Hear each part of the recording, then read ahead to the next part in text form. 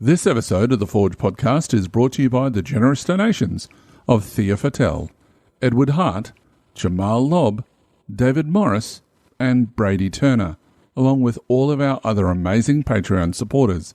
If you would like to become part of the Forge community, you can learn more at patreon.com/ForgeGenesis. Thank you. Correctly with the correct amount. D20 Radio, where gamers roll. www.d20radio.com.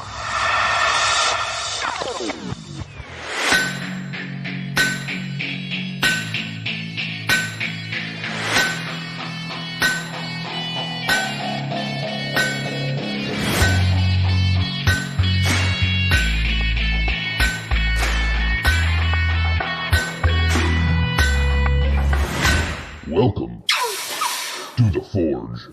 Hello, Gamer Nation, and welcome to the Forge, a Genesys RPG podcast covering everything that you need to know about the latest and greatest from Fantasy Flight Games, Genesys Foundry, and the Genesys role-playing game.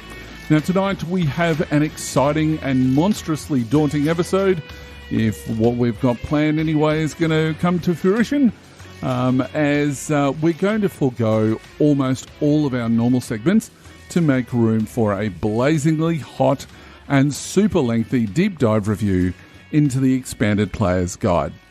But worry not, we will be back with our die-casting, breaking the mold, and under the hammer segments next episode, so don't panic too much. But let's be honest, we didn't think you'd really mind that much, as, we're going to devote all of our time to diving into this amazing book. And to assist me in this deep, deep dive is my swimming partner and belly flop champion, GM Chris. Chris, how you going? Got my speedo, got my nose plugs, but they're just for you, Hooly. Just for you. And I'm not getting waxed. Not again. I didn't hear you objecting last time, but that's another topic for another time. Yeah. Maybe. But before we get too wet and wild this wacky episode, we are going to open the pool a little bit wider, maybe for some adult swim. And we're going to welcome back to the show two very important guests who will be joining us for this free swim. And later, if we're lucky, sometime in the hot tub. Mr. Sam Gregor-Stewart and Mr. Keith Kappel. Gentlemen, welcome back to the show. Hey, guys. It's good to see you. Good to talk to you all.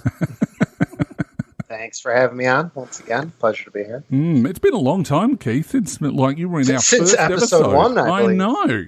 So a bit of a milestone for us, because it's episode 13 for those people who were watching and realised that something happened with the soundboard, but that's another side issue altogether. We fixed the problem, so it's all good. So no, it's very fitting for the 13th episode. We set up to record this. What, guys? What was it? 5 days ago? 4 days ago? Yep. Last Wednesday. Yeah. Last Wednesday, and then Hooly's soundboard just decided to just flip the bird to all of us, and so yeah, it's just fitting. Yeah. Very fitting. Indeed. It was a good hang. It's all right.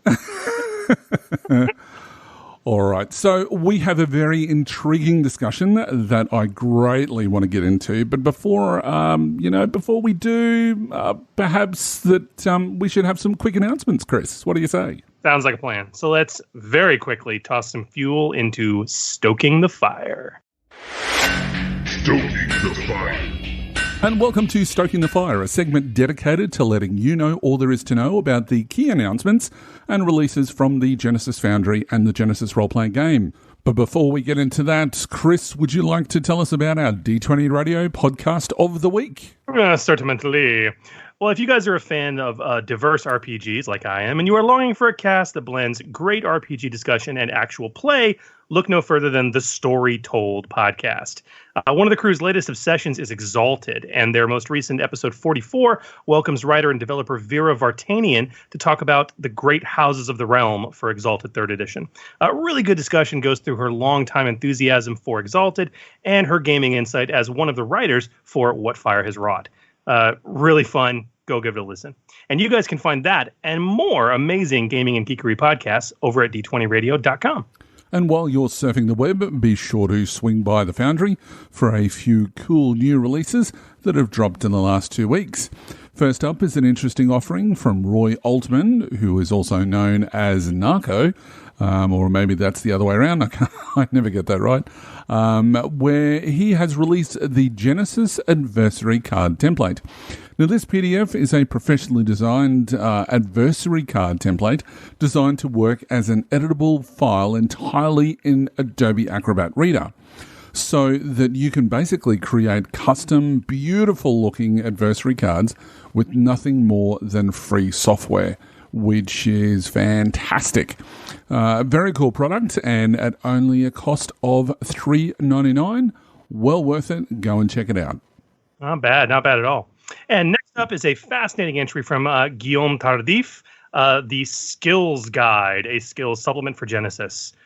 Very cool product designed to expand the options for skills. It includes a lot of new options to add narrative effects to skill checks, new types of checks, and a new optional sub-skill system that adds 50 unique ways of using skills. Perhaps most cool is a set of really good suggestions on how to spend dice pool symbols for every single skill. If you're in that situation where you've got some unusual narrative effects on the dice, you're not quite sure how to spend that advantage or that threat, and it's a bit of an unusual skill, this is a great resource. You can pull it up, and Guillaume has some phenomenal suggestions for every single skill out there. The supplement also introduces new rules options for existing skills, such as enchanting, and starvation mechanics, as well as guidelines on altering skills to set up unique combat, knowledge, and magic skills for your own setting. It is a beast of a document, massively huge, and it is $9.95.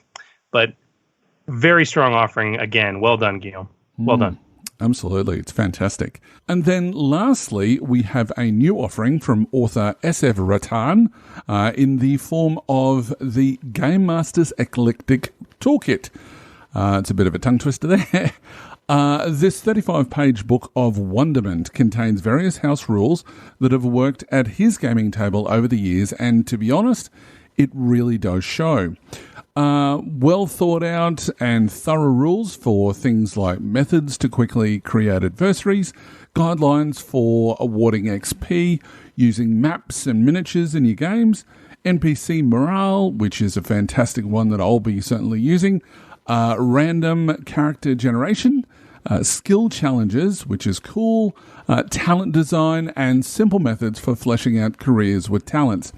It's an amazing read, and for only $4.99, it's a great snapshot of a proficient GM's experiences in running games in Genesys, and that's what we really strive to achieve in this podcast. It's amazing, so definitely go and check that out. And you can find these titles and so much more on the Genesys Foundry by heading to drive3rpg.com and searching Genesys Foundry. But now we have another announcement which we would be remiss in not discussing. As we mentioned briefly at the start of our last episode, something we added as the news dropped shortly after our recording, that we were sad to learn of the news that Fantasy Flight Games and their parent company Asmodee had recently engaged in a round of layoffs. Specifically, it has been confirmed that the studio will be shuttering Fantasy Flight Interactive, their digital game studio, but also the RPG development team within FFG has also been released. Sam, would you like to say a few words in relation to this? I know that you really wanted to take this opportunity to let the fans know a little bit about what has happened in your circumstance. That is unfortunately true. Yes, I'm no longer a employee of Fantasy Flight Games. And I mean, obviously, I wish them all the best in the future. But myself and my team are now looking for new opportunities. And one that you announced recently, which was a bit of a surprise to everybody, but very, very welcome. Yeah, I mean, we're looking at doing a bunch of different stuff, but as a side project, one of the things we'd like to do is see if we can offer some of our expertise with the Genesys system to people who want to design and develop Forge or Foundry. Sorry, guys. Offer Foundry products. So you can reach out to us, and for a small fee, we can offer proofreading, rules development advice, editing, whatever is going to help you get your product into the best possible spot. And you can reach us at Team Role Playing Games, all one word, at gmail.com. Very cool. And the response to that has been amazingly positive. I think you're about to be inundated just very quietly, if you haven't done so already. So that's great. That's going to be an amazing service for the community, as well as, obviously doing whatever it is that you decide to do in the future. I personally, and I think I can speak for Chris as well, that we would like to thank you for all the work that you did while you were at FFG, and for obviously the continuing support that you're providing to the community. It's really appreciated, so thank you. Yeah, hey, it's our pleasure, and hopefully we'll get a chance to add some of our own content onto the Foundry in the future as well. We'll have to have you on as a guest again. Yeah, when I've actually created something. Absolutely. I imagine Huck will probably beat me to it if I'm not surprised. He's a bit of a machine. He's got some great... Sam, I need to thank you, of course, for helping me start my career in this business and giving me 7 years of work over 20 products I think I've worked on at FFG under you and Katrina and Andy and Max and the Tims, all three of the Tims, and it's been Alexis as well. Speaking of machines, you've always been willing to dive on something and turn it around, and honestly, it's been great working with you. I mean, I hope this is not the last time we get to work together too. It's nice. It's comforting for me to know that if in 3 or 4 months I'm like, oh man, I miss Sam yelling at me, telling me how wrong I am, I could just hire you guys now to look at whatever my Foundry thing is. I mean, at that point, aren't you yelling at us? Oh, fair. That's true. I'll be cutting the check. So that's finally, also you finally are the one who gets to. But the thing is on the other foot now. But Sam, truly, thank you for all the opportunities and second chances and whatever else over the years. I appreciate it. It was my pleasure, but you earned it. Thank you. I agree. That's right. That's the Chicago attitude. Indeed. Listen, Hooly is being very, very kind and very nice and matter of fact, and you are, as normal, being nothing but a gentleman. I'm just going to take a very brief moment to get a little emotional, and I'm going to say that this sucks, and I speak for I know all of our listeners in saying that this sucks, and we love you guys so much. You, the Tims, Andy, Kat, Lex, and of course the freelancers, Keith, obviously. You guys have done nothing but support this show so wholeheartedly, as well as my other show, Order 66, for so long. You guys are amazing people, and this sucks. And I am left with nothing but gratitude and love for all of you guys. And you did something that, and I'm genuinely not exaggerating, and this is maybe a little, I don't know, maybe a little weird to even say and so super nerdy, but it changed my life. Oh. So that is the impact that you and the others, and Keith, is you as well. That is the impact you have had on myself, and I know for many of our listeners. So, thank you. Oh, thanks, man. I mean, it has genuinely been a pleasure to have been able to interact with the whole community and get to know you guys and visit you down in Texas and all that. And I mean, the comfort that I know is that now this is a community and we're all part of it. So it's not like anyone's going anywhere. Ain't that the truth? And okay, in regards to that, we are obviously here to talk about the Expanded Players Guide, and I think it's time maybe we transition to some good news. because you two are going to help me with that right now. Yes, sir. It is time, listeners. We announced a contest before the end of last year. We wanted to get as many questions as we could for tonight's episode, so we had a wonderful listener donate to us a copy of the Expanded Players Guide and the Dungeon and the GM screen for Genesys. And we decided that what we would do with that is give it to one of you listeners. And so everyone who submitted a question for tonight's episode, whether that question actually made it on or not, because not everyone's did, even still, we put your name in the drawing for this, and we are going to do the drawing right now. And Sam and Keith, we have an interesting way that we're going to go about doing it.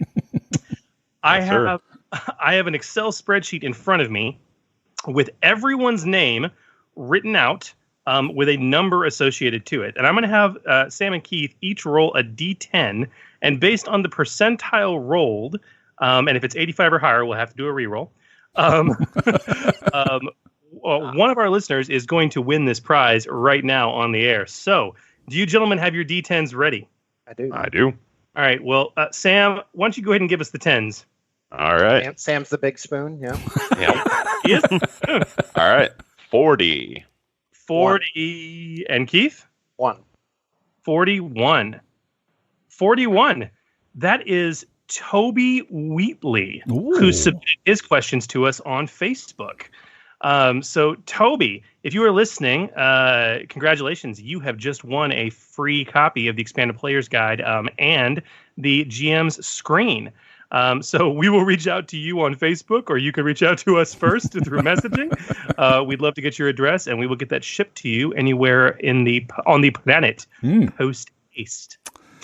Indeed. Well done, Toby. Congratulations. I could be wrong, but I think that Toby's actually in the UK, which has distribution issues. So he might be very, very happy right now. Oh, man. Which would be very, very cool. Yeah, absolutely. So yeah, congratulations, Toby. So, gentlemen, thank you very much for doing that. And again, well done, Toby. I think that it's time for us now to get into the topic at hand and wade into the furnace. The Furnace. And welcome to The Furnace, the segment where we take a deep dive into a topic concerning custom creations using the Genesys role-playing game. Now tonight, that topic is going to be a massive one, as we will be diving deeply into the recently published Expanded Players Guide to not only review the book and the glorious nuggets of amazing therein, but also to pepper some quite knowledgeable people with our and your questions about the EPG.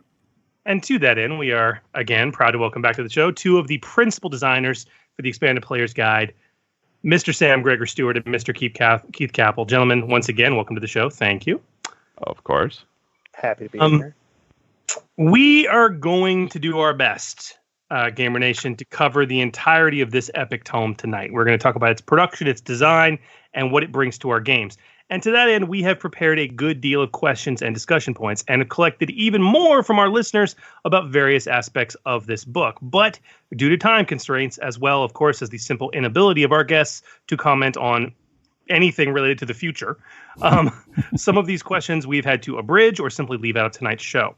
And for those listeners whose questions fell into that category, we do apologize.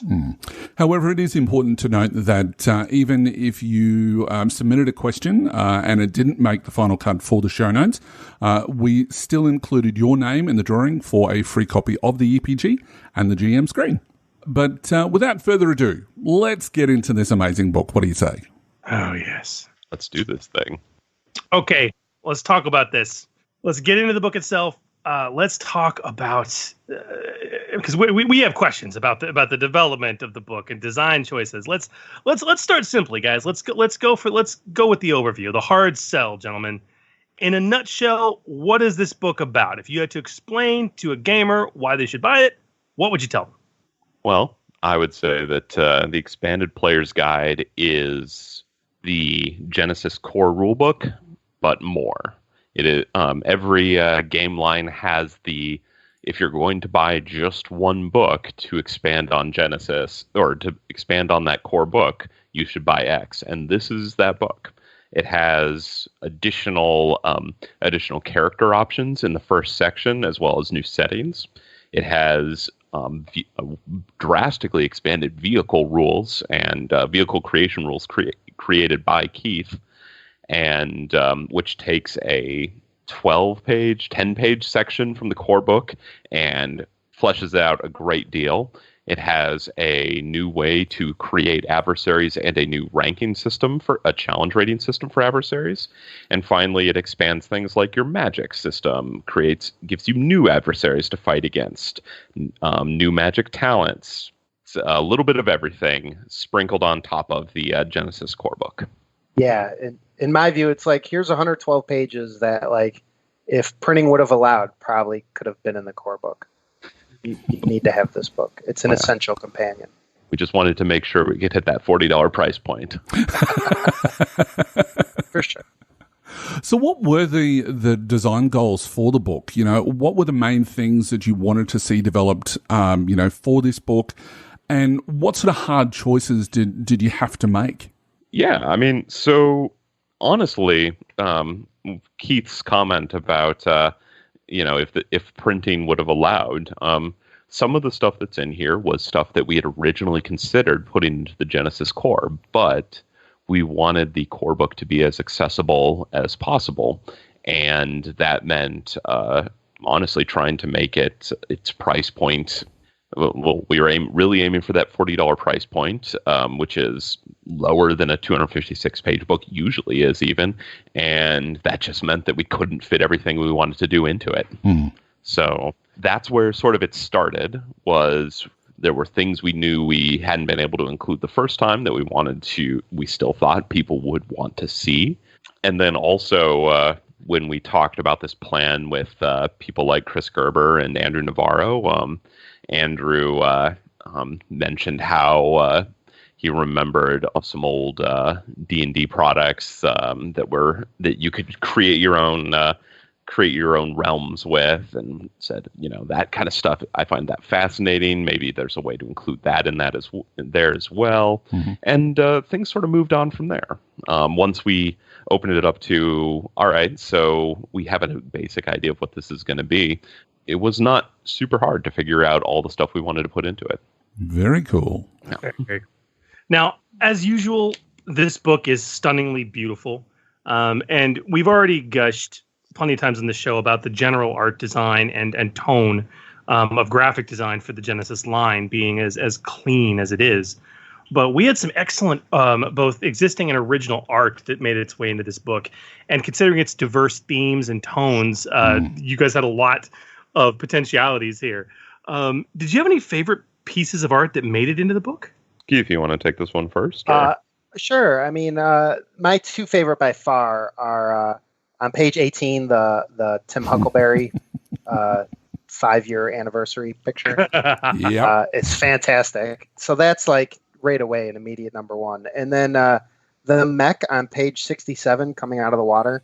Yeah. I really like that one too. That's also a 5-year anniversary art piece, actually. Is it? Really? Yeah. You have to get real close. So it benefits from a computer screen. It is Max. He wanted Max Brook wanted to be in a mech pilot, and super giant one too, not a tiny one. And the artist kept making the mech bigger, and Max was like, "No, that's fine. That's fine." Nice. So nope, that's Max. Outstanding. So you picked both the 5-year art pieces that are in here. That's great. Wow. And what about you, Sam? What did you like most in the book itself? Let's see. I've got two. I'll pick two as well. Although really, I kind of do like them all. But I like the intro piece actually. The on page 5, the man sketching in a study. I don't know. It was a piece that just felt really perfect for the introduction, conveying the brainstorming idea, but it was also this steampunk aesthetic and just all that good stuff. Yeah. But then also for the post-apocalypse setting, the art piece on page 28, at least in part because I spent a lovely couple of hours researching. Let me see. Those are, I think, Carpathian mountain dogs. Jeez. Oh, Caucasus mountain dogs. That's it. Right. And yeah, so I just sent the artist like a dozen of the most impressive photos of mountain dogs the internet could provide, and God, those dogs are amazing. My wife won't let us get one though. It's too big for the house. It's probably too big for the Twin Cities. It's huge. And it would take at least 2 cities to have enough room for. Oh yeah. Oh yeah! As soon as I found the picture of some woman like giving her mountain dog a hug, and the dog is standing on its hind legs, and it's higher than she is. Wow. Yeah. Yeah. So those are amazing pieces. I laugh in the best way possible every time I see. I have to throw major props to the post-apocalyptic or the apocalyptic raider on page 37. Shiny and chrome. Spin the wheel, Raggedy Man. He's super excited to be there. Yeah, that's it. That's it. He's just super excited to be there. He's just so into it. Yeah, it's great. It's great. So we actually listener Jeremy Thompson via Facebook asked the following. He says, I can see the reflection of the guy in the background on page 103. Is the priest about to stab someone thinking he's a vampire? Is it another creature and the priest might just be horribly unprepared for the encounter? What is going on? Who knows? It could be all of those. It's interesting thing. The reason vampires can't see their reflection, like where that came from, is because old mirrors were made out of like silver, and silver was like a vampire weakness or something like that. Yeah. There's a weird reason that became a thing, that they can't see their reflection. Wow. Oh, I could see that. I didn't know that. Yeah. Huh. There you go. Cool. I love the way that Ultraviolet did it, where they couldn't even use any sort of telecommunications devices. That they that was cool. I don't know if you guys have if you got Ultraviolet over there in the States, but yeah, it's absolutely amazing. But, it was a while back, but yeah, absolutely. Look, one thing that I do want to mention about the cover, which I thought was quite interesting. I didn't realize this until somebody pointed it out, but the cover has all of the 3 settings on it. Was that intentional? Yeah. That was obviously intentional, I'm assuming.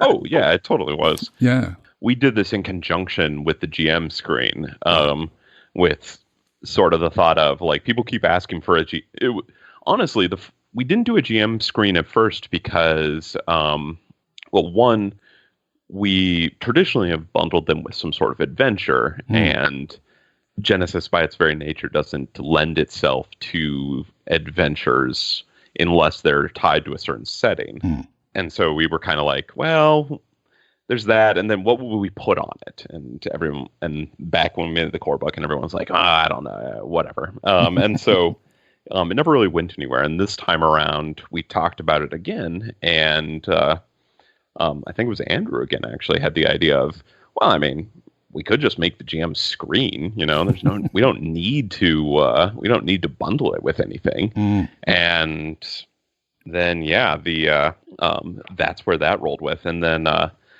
Deborah Garcia, our art director, worked with Anders Feiner on the cover for the screen, which we also figured we wanted to make sure the screen had bits from every one of the example settings we did in the core book and the expanded player guide. And then we knew that we were going to take some of those set bits, they were on different layers, and turn them into a cover for the expanded player guide. So we sort of got to double dip a little bit, which in the industry is always good if you can pull it off. Budgeting, yay! Yep, it's very cool. The dark secret behind so many decisions. Look, I think that my favorite image is the one that's at the start of Age of Myth. With the Sphinx. Yeah, absolutely amazing. Absolutely amazing. Just a question in relation to the some of the artists. Who's the artist who does the sort of like the framework styling, which the one with the priest was mentioned before? Is all of that done by the same artist? No, that's all. He also did all the core book art. His style has evolved a bit from the core book to this book, but it's all Marcin Basta. Right, he does a remarkable job. He does, and he was really excited to come back and do this book as well. So I think he and Deborah and Marcin had a good time putting this together. No, they've done a really, really good job.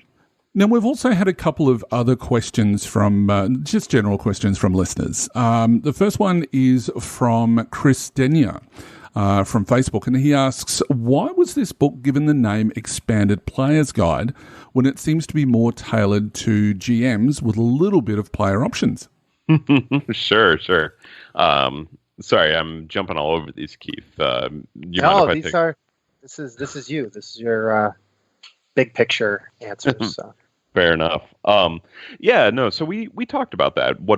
How did we want to name this book? And we wanted a name. One of the things that's been nice is that for the non-setting source books, for this book really, but we wanted it to be very much this is what it is. We wanted the name to sort of explain it, and so we were vacillating between the Expanded Players Guide and the Expanded Game Master's Guide, or like maybe the Expanded Creator's Guide or something like that. But the problem was that what it really was the Expanded Guide for players, game masters, and content creators. And that's just too long to put at the bottom of the book. So, I mean, not to sound flippant, but that was actually what we decided. And so it was like, well, if we have to pick one, we'll pick player, because everyone's a player, and including the game master. Yeah. You know, they play in the game as much as anyone does. There's a decent amount of player content in there. I mean, and a lot of stuff that you could argue is for players as much as it is for game masters. Like the vehicles. The vehicle section, the starting character options from the individual settings, obviously the magic section, that kind of stuff. So we figured it was Player's Guide was the best choice, given that we couldn't come up with a name that encompassed everything. And now, having said that, I'm sure that like 2 or 3 people on the forums will throw out a much better name with the benefit of hindsight. Genesys Essential Companion. Yeah, there you go. Yeah. See, if you had been in the room, Keith. You know. Skyped me in. Yeah. I'll just have you on my phone all the time. You can just throw out ideas. People will be like, "Who is that?" But also, great idea. We're going with that. Yeah, Ryan the phone wins. Yeah. Look, to that end, can I just say that I'm sort of questioning it as well. But then when you sort of explain it like that, it's that everybody at the table is a player, and it certainly then telegraphs that message to anyone who's playing the game that it is more about, it's equal opportunity for everybody at the table. Yes, the GM has his role or her role and responsibility, but ultimately there's a lot more sort of like buy-in from everybody at the table, more so than other systems, just because of the nature of the narrative dice. So I think that it was an apt thing, so I'm all supportive of it. I appreciate that. Well, okay, so as we get into the actual content of the book, and we're still kind of at a high level talking about the generalized design and stuff and the overall content, we had 2 additional questions. The first also came in from Facebook from Rob Geib, who said, "I'm curious about the lack of careers in the new settings.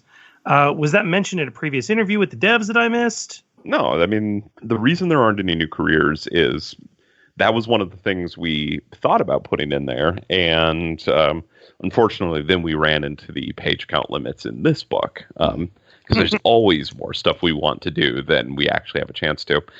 Honestly, we figured that careers are the easiest thing for people to come up with on their own.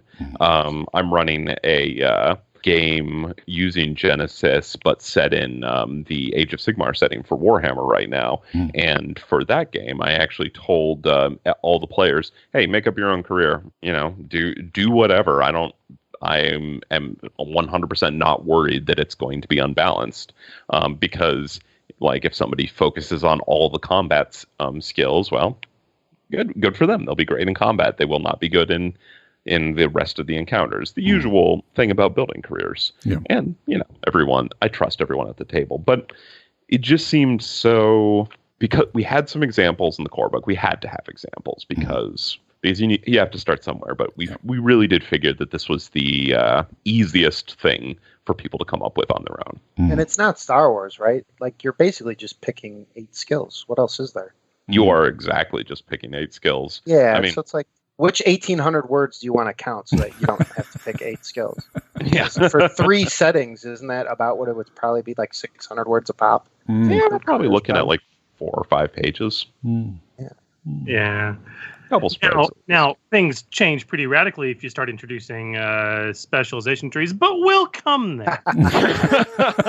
Yes. We will come to Nothing I will truly be burned and pillaged for. Which, by the way, is another thing for players, I guess, technically. Right? Absolutely. Huh? Although they have to get made. True. So You can't do everything. I mean, if you go by that route, everything's for a player eventually. All those adversaries the GM's building, those are for the players. True.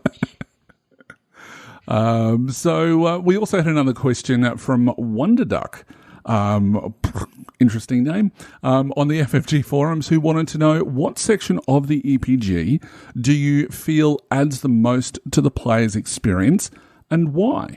Why don't you take this one first, Keith? I think the new setting archetypes are probably the low-hanging fruit there. But, because that's going to influence a lot of their character. Yeah, I will actually say I think the new vehicle section, because it's something that could apply to any setting, and we do have vehicles for any setting, but vehicles and vehicle rules kind of add a whole new element to Genesys, and there were 3 vehicles in the 3.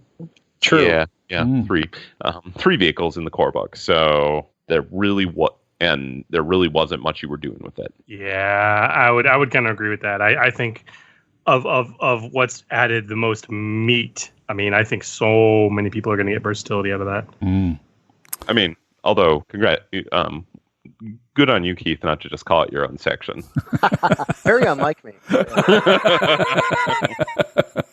I think that a lot of people are getting a lot of use out of the spell section as well. That's certainly fair, too.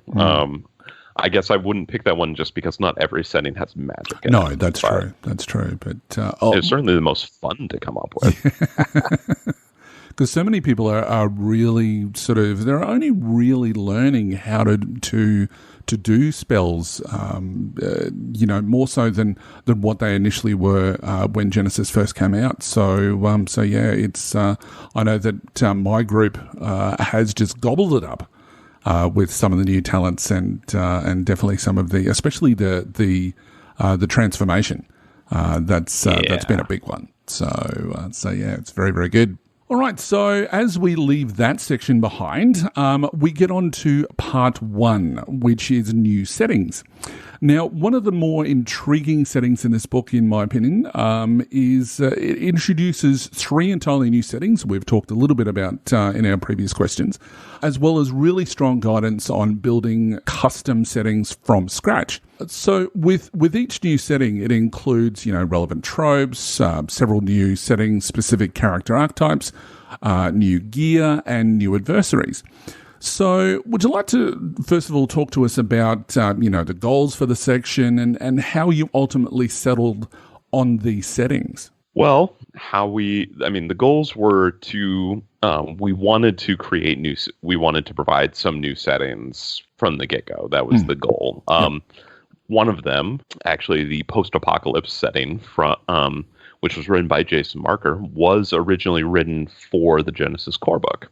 And it was one we had to cut. We didn't really have a good internal IP to go with it, so we decided to leave it out for now. But now here was a chance to take something that Jason had done and did a really good job on and bring it back. And so with that, we were like, well, can't just drop in one setting. What are two? Let's talk about what else we could do. And that's sort of where the Age of Myth and Monster World came from.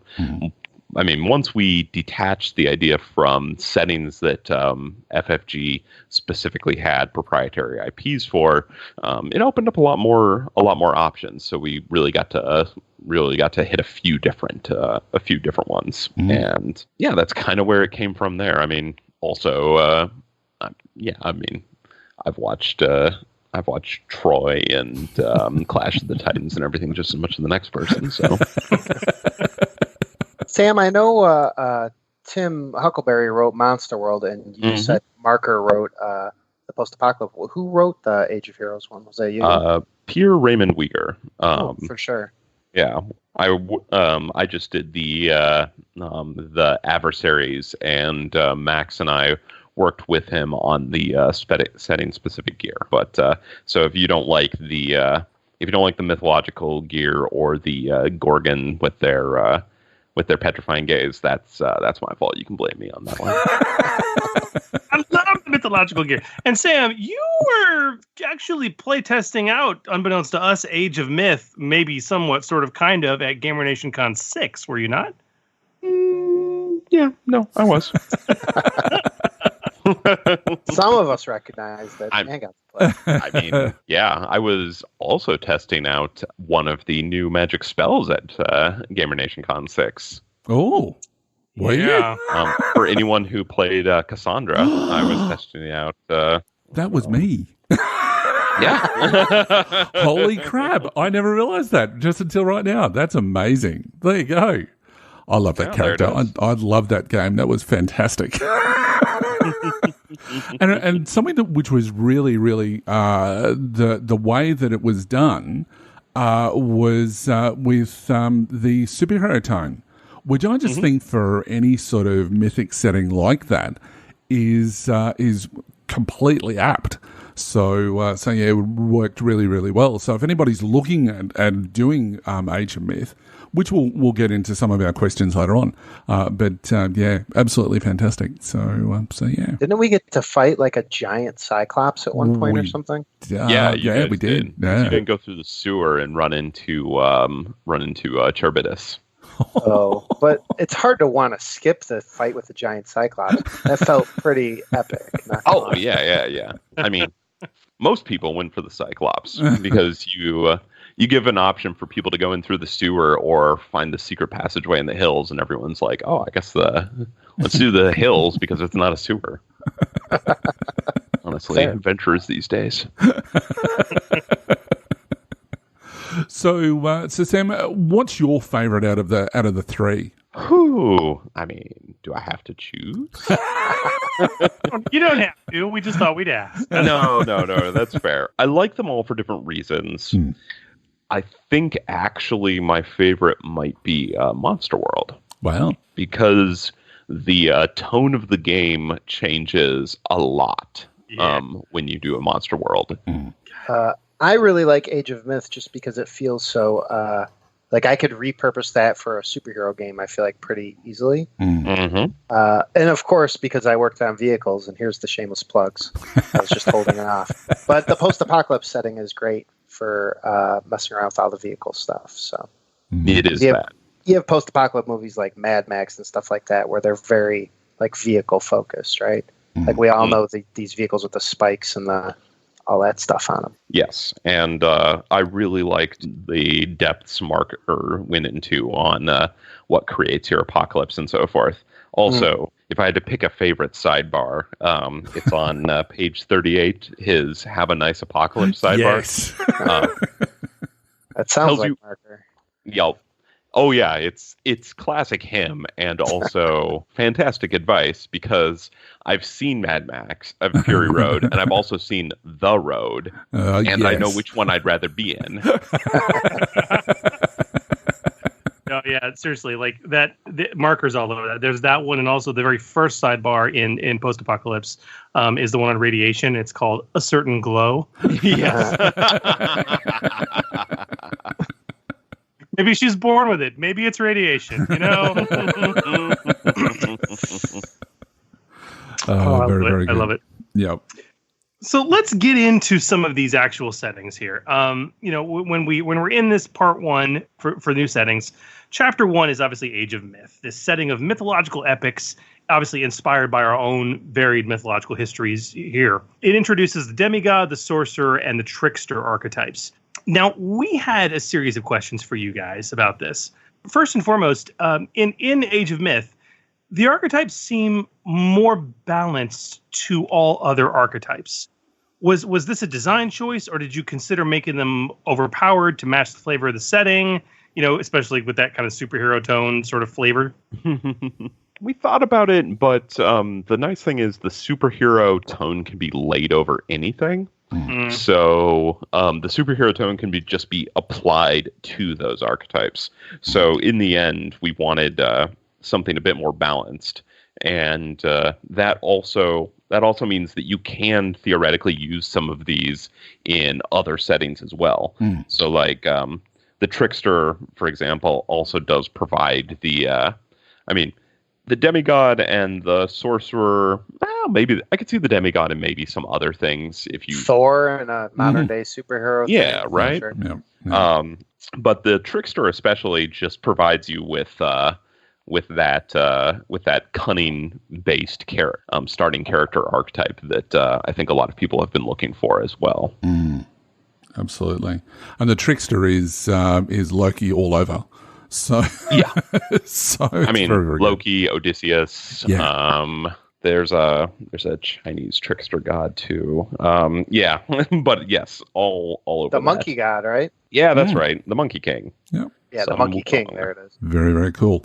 So, could you explain how the sorcerer's supernatural suspicion? Can you explain how that works? Sure. Basically, the idea is that the first of the mechanics, right? Once per session, after you make a magic skill check, you can spend a story point to reroll any of the dice in the pool of your choice, which is super powerful, right? Mm-hmm. I mean, it's the reroll ability that Natural gives you, except instead of rerolling the check, you're picking and choosing what you reroll, and that can be challenge dice showing a despair. That can be proficiency dice showing a blank. So very powerful. But after you use this ability, all of the NPCs that were involved in that encounter gain. The idea is to play off of the in a lot of sort of the Age of Myth stuff. When the sorcerer shows up or the magic user or whatever, it's scary, right? They're throwing around spells, people get freaked out and all that. So what they do is they get a fear motivation, basically a facet to their motivation. So they get fear your character. Wow. And that's a motivation of theirs. And that means that it follows all the regular rules for motivation. So if your character tries to interact with those NPCs and tries to be nice to them, probably going to add setback dice to all of their checks because they fear him. But if he tries to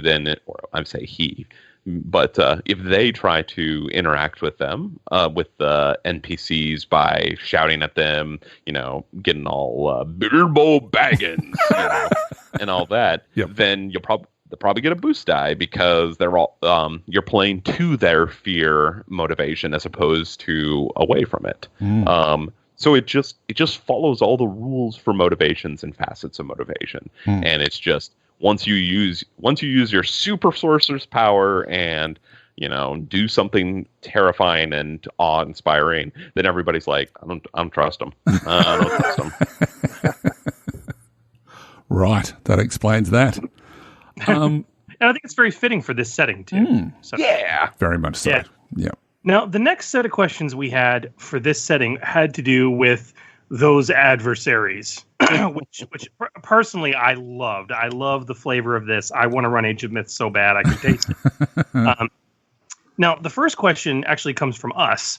Talk to me about the djinn. Okay, one of humanity's probably most favorite mythological creatures of all time, the subject of a great deal of literary history and cultural usage.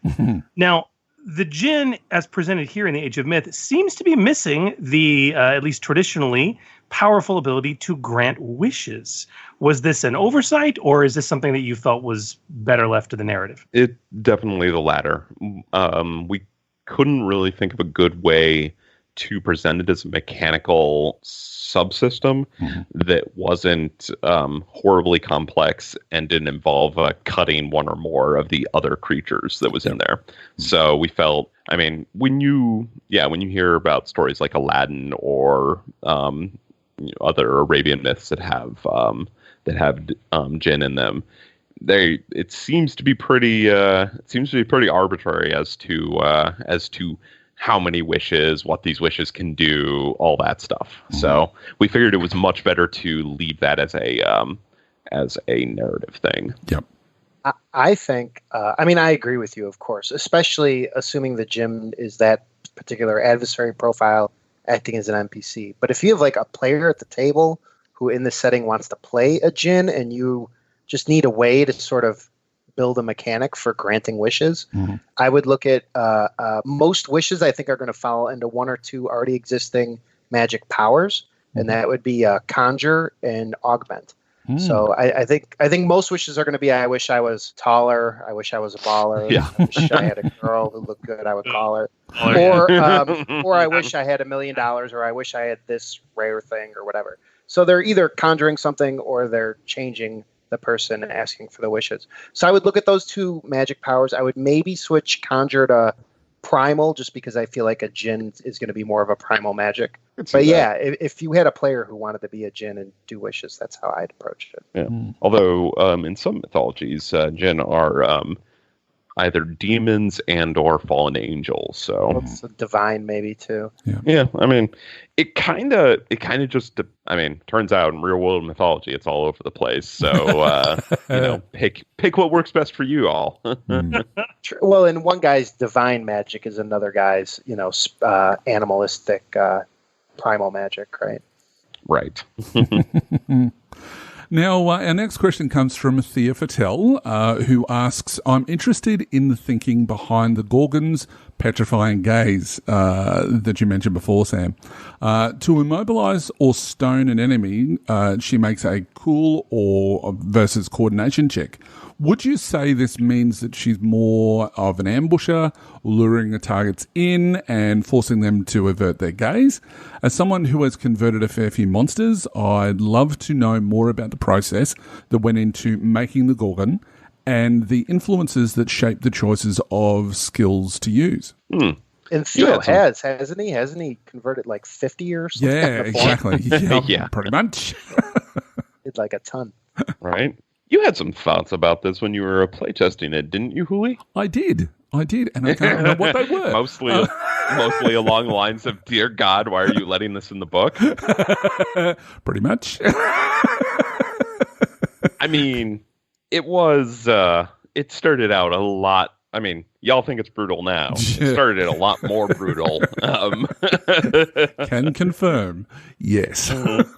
Yeah, and had to add in a sidebar about what to do if your character's turned to stone. Exactly. Yeah. No, so cool versus coordination. The thought was taking somebody by surprise or by ambush or so forth, because that seems to be how the Gorgon works, or at least that was my take on it. It's like a D&D reflex check, right? Yeah, exactly. So coordination being your ability to not look at them, but then cool, the Gorgon just staring at you, staring you down basically, is kind of the definition of what cool is. And also has to not if you're charging at the Gorgon with a sword and has to stare at you as opposed to dodge or anything like that. So, yeah, that was the thoughts there. And then, yes, we discussed a lot of like how easy should it be to turn the target to stone? How awful is it to turn a character to stone? I mean, she's good at it. She's real good at it. Oh, yeah. And in the end, we decided the Gorgon should be pretty terrifying. And that's why we made them as dangerous as they are with that. But it does require a triumph to actually turn somebody to stone. And then we added in the section on here's what you do once your character's been petrified, or what your friends can do to save you. Yeah. And look, another thing that could be considered as well is that cool is a presence skill. So, it's how alluring she is as well. So, sure, I guess you may have considered charm as well, but I think that cool, because it is related, as you say, to that initiative slot, that it works the best, I think. So, I didn't have a problem with it. Yeah, that's a good point. It's a good point about it being tied to presence. I don't know what other skill you would have used. Charm just feels thematically wrong. I would agree. No, I agree. Yeah. What, you're not seduced by all those snake hair? Hey, I don't think she wanted the men around. You know what I mean? It wasn't Yeah, like that's she's true. luring them to get turned to stone. Yeah. It was like, get out of my cave. I want to be alone with my statues. Or whatever. Right. Also, now my cave is full of statues. This is starting to get ridiculous, guys. I love it. Okay, so as we continue on through part 1 into chapter 2, we get into Monster World. Now, this is, as you said, one of your favorites, Sam. It's a setting of horror, monsters, both supernatural or man-made. This is perfect for your Van Helsing, your Cthulhu, your Buffy games. Obviously introduces the Cursed Shifter, the Dhampir, and the Fearless Slayer, and the Lore Master archetypes. And if Lore Master isn't Giles, speaking of a Buffy game, I don't know what is. Or Van Helsing, for that matter. Yeah, true. I mean, traditional Van Helsing, not...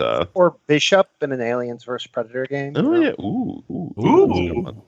That is it. Ooh. You could do Monster World as an alien one, like the first Alien, not the second. Yeah, that would be cool. Okay, now my brain's going. So, wow.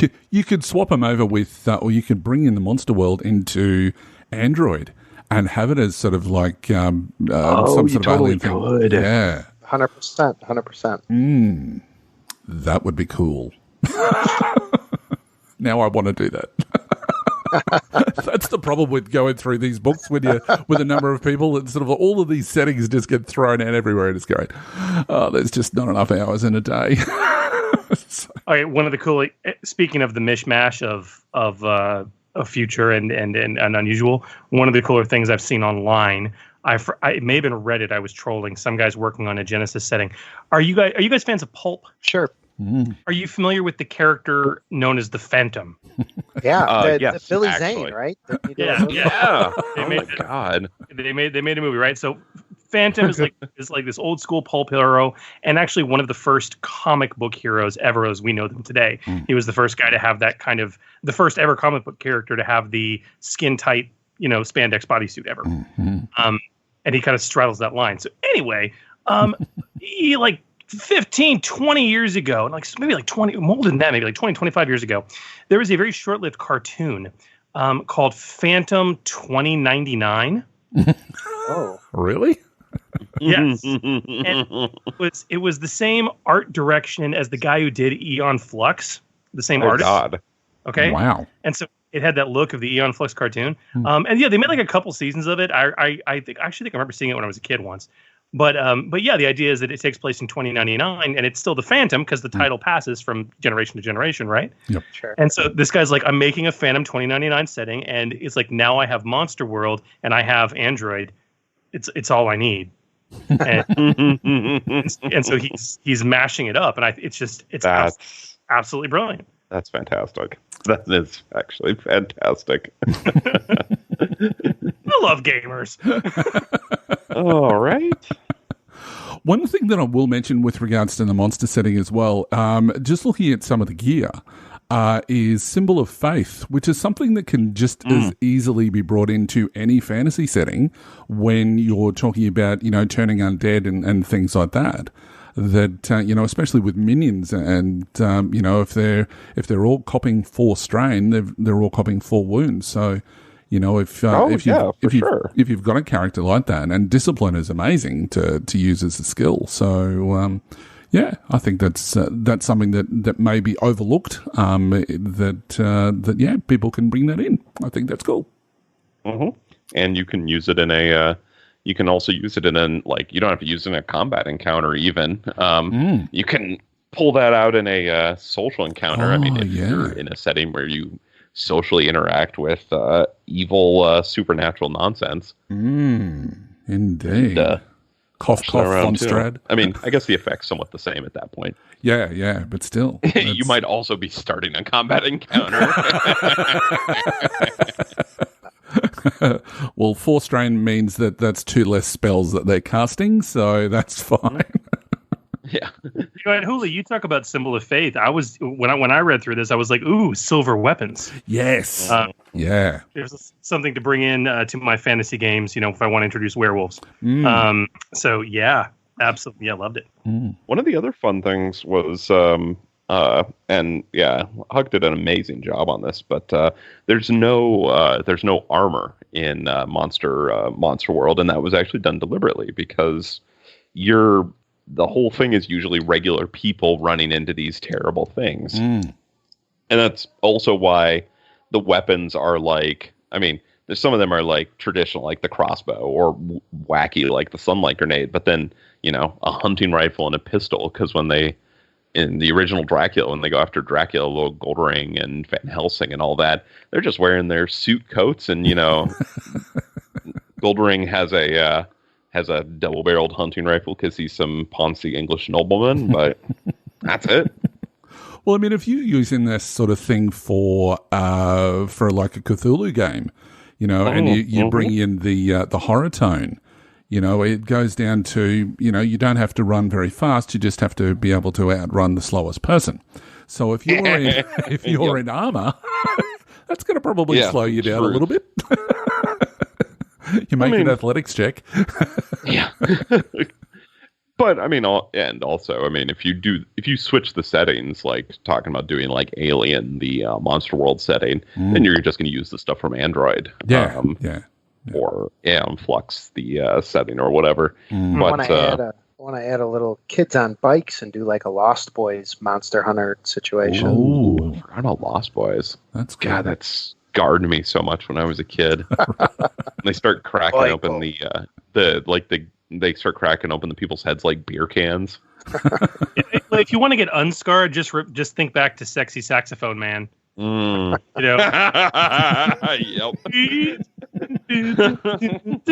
Still believe. Oh, the 80s when everyone's like, yeah, the saxophone. That's gonna be that's the next big thing. Saxophone's the new guitar, man. It's the 80s. Nope. I'm challenging anybody out there to put that in a tone. Saxophone solo, yes, very good. Spend a story point, and yes, very good. So as we continue through this part, we get into chapter 3 again, which is post-apocalypse. As we said, it's a setting of post-apocalypse. But you talk about, I love you were talking about this earlier, all the different flavors. What's the flavor of your apocalypse? Post-nuclear war, zombies, machine uprising, pandemic. There's more. It lets us play Fallout or Mad Max or The Walking Dead. Joy. Yeah. All those things we don't have licenses for. Well, FG doesn't have licenses for. I've always wanted to do a Walking Dead, and look, there's certain item or one particular one that's in here that screams Walking Dead as far as I'm concerned. I think you know what I'm talking about. Mm-hmm. The good old baseball bat. It's brilliant. As soon as I saw that, I'm just going, that's amazing. Also Escape from New York. Come on. Yeah, true. That's very true. That's very true. And I will say, when I was first going through this particular setting, when we talk about the flavors of the apocalypse, I was immediately drawn towards stellar phenomena, because some of the best, cheesiest apocalyptic movies are all about the aftermath of the stellar phenomenon. And then as I continued in the book and I got to Keith, your amazing chapter on vehicle creation, I thought, how can I bring that into post-apocalypse? So my brain did actually not go to Mad Max first. Oh. Where my brain went was a movie called Maximum Overdrive. Oh. My God. That's stellar phenomenon, post-apocalypse, living vehicles that want to kill you. You could mix it in with Monster World then, and then you've got what was that movie? There's still you've got Christine for a start. Sure. And then what's that other one? Was it Monster Truck? Please don't tell me it was called Monster Truck. Where it was a truck that had sentience and was going around killing people. No, that was Maximum Overdrive, wasn't it? Wasn't it? Is that what it was? Yeah. Like all the machines came to life. Yeah, wasn't the big truck with a goblin face or whatever? There's an argument for Pacific Rim is post-apocalypse. Oh, okay. Yeah. Especially since there are a couple mechs in the vehicle section. just to bring it back to vehicles again, sure. Oh yeah. But yeah. So, were there any sort of specific things as far as the archetypes, Sam? Were there any specific things that you wanted to definitely touch base on? Because we've got the mutant, we've got the sleeper, and then we've got the survivor. Which survivor is just absolutely amazing, and people should only be playing survivors because their stats are nuts. So was there any sort of specific goals that you wanted to like tick off there? No, I mean, so the mutant and sleeper especially were Marker's original ideas as well. He wanted to have mutants, and he wanted to have people who were in shelters, like a vault-like structure, maybe. No, but we want people who regular. And then we realized throughout testing that we needed a classic survival, which ended up being another cunning archetype that you can use. And yes, they are really good. They can strain out a lot easier than everyone else. Yep. But if you're good with balancing your strain and spending those advantage to heal it up, or just not getting pushed over the edge, they're a good archetype to play. So, survivors, like, especially for most post-apocalypses, like, there's a lot of survivors as the basics. Yep. But you could use pretty much any human-ish archetype, I feel like, for post-apocalypse. Yeah. Depending on your setting, too, right? Like, if you're doing Zombieland, you're definitely going to have other than survivor. Yeah. Mm-hmm. Yep. Yep. To represent that sort of mix of characters. Yes. Absolutely. Very, very cool. And I think everyone should learn something from Survivor, because it's a fantastic example of how you can still have an archetype that gives you 100 starting XP, has a 1 in nothing, and a 3 in something, and it does it through that, just as you alluded to earlier, that ridiculously low willpower. But that's this is trade-off. People, when we are building our own archetypes, we tend to really focus our trading off of starting XP into characteristics, into the big six. And it's such a limiting way to think. There's so many other options available to you. So everyone should be reading Survivor and learning that lesson. It's a good lesson. And to be fair, like, the always prepared ability isn't quite as epic as maybe some of the other special abilities. No, it's not. But you get 100 XP. And the always prepared, it almost mitigates the low strain threshold. Well, it only comes into play after the encounter is done. So as long as you can make it through, you can recover from it. And that was the idea. Absolutely. Look, one of the other things that I really liked in the setting as well was the sidebar on page 34, which was scavenged weapons and armor. Especially if you're sort of in that sort of setting where you are getting people to count their ammo. And, it then becomes a real focus to make sure that you're supplying your community or whatever it is that the team of people that you're with. I thought that was quite a unique way of doing it, and which I thought was great. So well done there. Oh, thank you. That I've got to give some credit there to another playtest group, Darren West's group, and I think Aaron. Aaron was the guy. Well, it was the whole group, but Aaron was the one who cornered me at Gamer Nation 6 and talked about that. Right. Aaron Wheatcraft. So, no, but thank you. Yeah, that is a good example of a rule that changed, and we came up with something newer and better as playtesting went on. Yeah.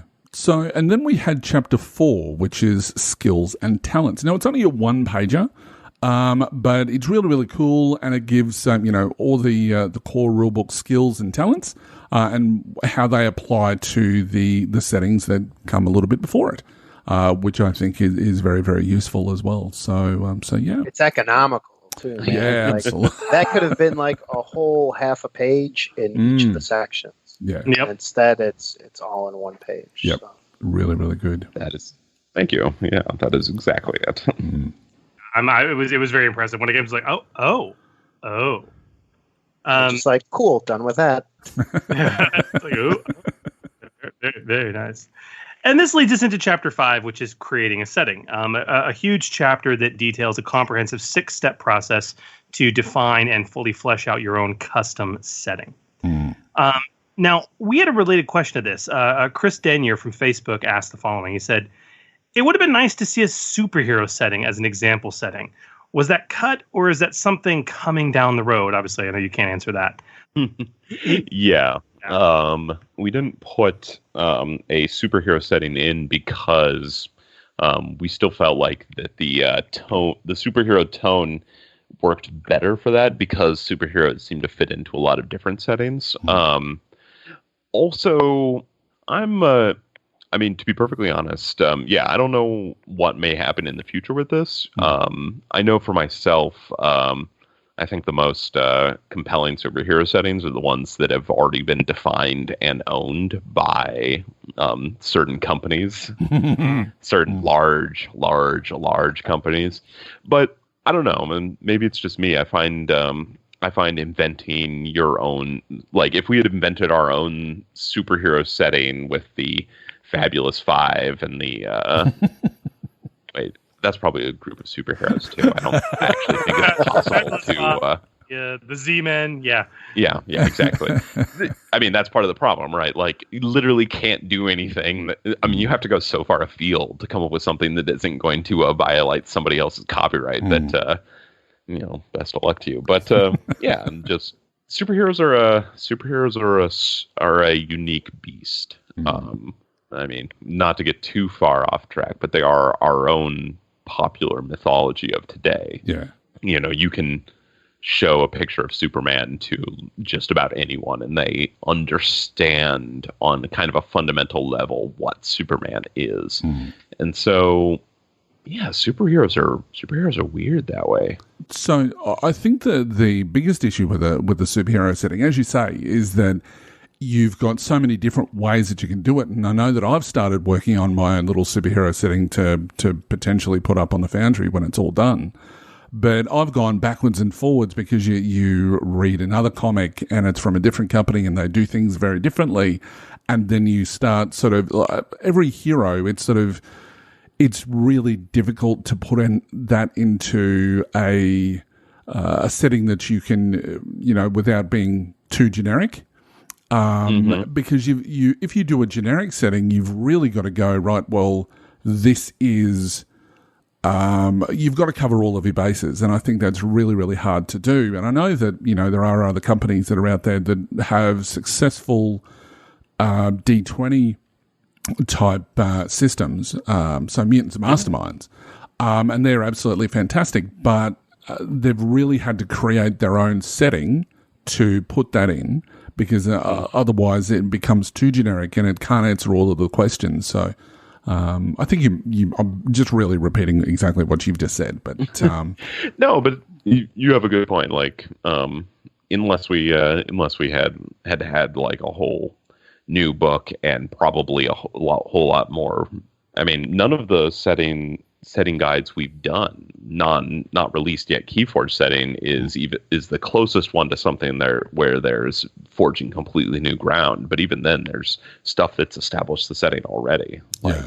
I mean, for me, if I'm gonna like home kit bash a superhero setting, I think it's less about the setting, right? Because if you look at like Marvel, like 90% of it's just New York City. Yep. It's just the modern day setting, right? For a lot of content, not everything. Obviously, you could go to Wakanda, or you could go to places in outer space and stuff. But it's mostly the modern day setting. I think the trick is just that for character options, you're opening up like the entire core book and the expanded players guide, like all the options. Yeah. Because there's going to be like some people with sci-fi weaponry and armor and advanced stuff, and there's going to be some people that have magic powers, and some people that have other stuff going on, like the superhero tome stuff going on. So I think you just had to open the whole book up to do superheroes properly. Yeah. But it's mostly about character options, not setting options, in my view. Yeah, the biggest problem, I think, with any sort of superhero setting, and I know that we're getting a little bit off track, but the biggest problem with the superhero setting is you do have such diverse power levels. You've got your Avengers power level if we're talking about Marvel, and then you've got your street sort of heroes, and then you've got Spider-Man who's kind of halfway in between everything. It's that's probably the hardest thing, is to work out what sort of power levels you're going to be using. And but even in the Avengers, man, it's Black Widow and Hawkeye are keeping up with Iron Man and Hulk and Captain America to some extent, right? True. Very true. But that's almost an entire episode alone. It's probably like a month of episodes. Indeed. So yes, this section with its 17 pages of setting creation rules, it has loads of tables, great examples, and helpful sidebars and basically we had very, very few questions in relation to that, mainly because it's so self-explanatory. So, if you are creating your own setting, either by yourself or with friends, make sure that you go and take a close look through that section, mainly for ideas and other methods of, bringing your setting that you're creating to life. So, well done on that section, Sam and Keith. Loads of resources there for GMs. All right, so Chris, where to from here? Yeah, I think we're ready to move into part 2. The expanded rule creation. It's pretty much one of the more intriguing aspects of the Genesys core rulebook. Was the massive section on creating custom skills and talents and archetypes and careers for our own games. But this book seems to have doubled down with the addition of creation rules for 2 other important things, one of which one of our guests has played a big part in, which is the vehicles, and then adversary creation as well. So between the two of you, what can you tell us about what the goals were for both of those sections? Talk to us a little bit about that process. I mean, Sam, correct me if I'm wrong. I did this entire chapter, right? Yeah, it's pretty much just all you, buddy. Yeah, I mean, well, the first swing at it anyway, there were a lot of other people who helped bring it to its final form, right? Yeah, I worked on both the adversary rules and the vehicle rules. Yeah, you were the trailblazer in this for sure. The initial goals were exactly what it says on the tin. We wanted, one, a big collection of example vehicles because we didn't have that. And to be perfectly honest, the closest we had were the vehicles in Shadow of the Beanstalk, which are very unique to Shadow of the Beanstalk and still pretty limited. So yeah, we didn't have nearly all that many vehicles for Genesys, and they are there's a lot of stuff you can do with them because it covers all these different timelines and settings and so forth. But then because we had so much create your own stuff in the core book, we had to have a create your own vehicle section as well. And similarly for adversaries was we had an idea early on that we wanted to.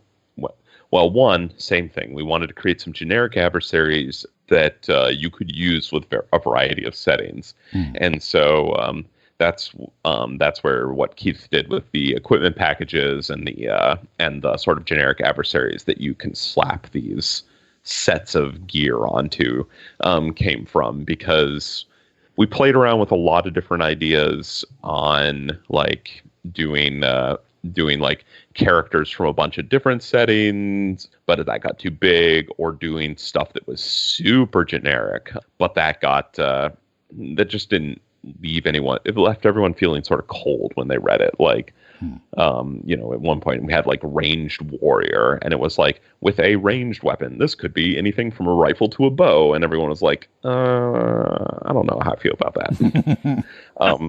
It was too fourth wall breaking, I guess. Yeah.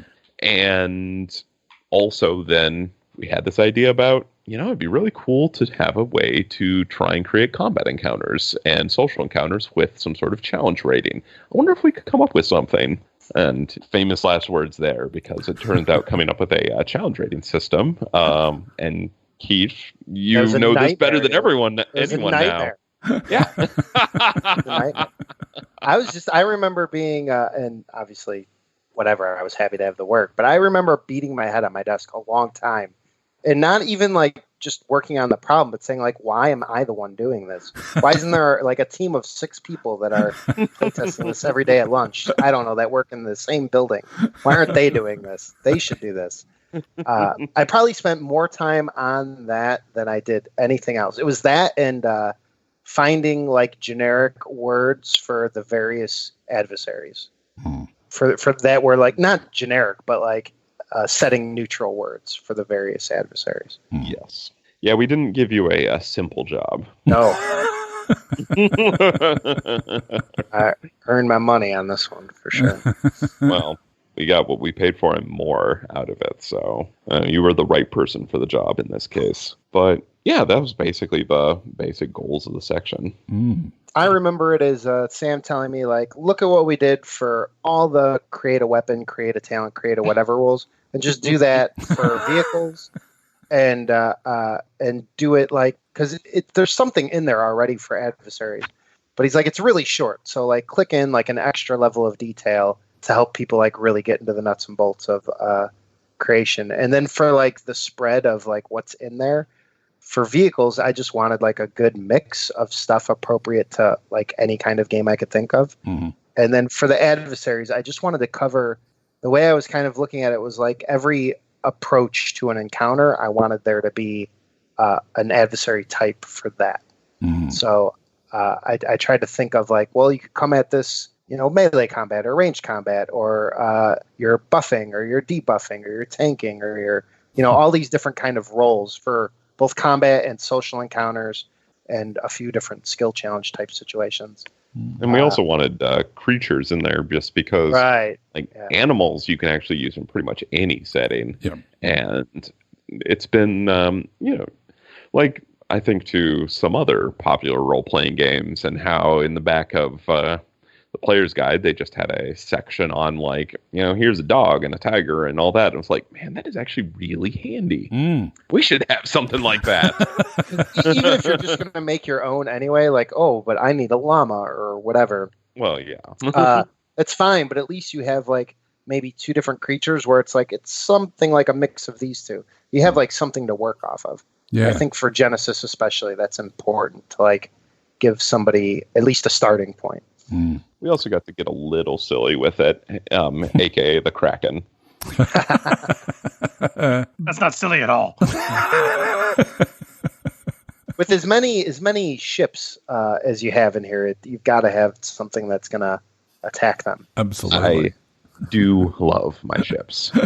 And you, being in the Navy, turns out also love your ships. I care about them. I care about proper representation. You had some opinions about. We went back and forth on a few things. I think. Yeah. I don't know, Sam. This is how I remember it, but you can tell me what you think. Yeah, it's not like I sailed in the various oceans on a friggin' aircraft carrier for 4 years. That for a minute.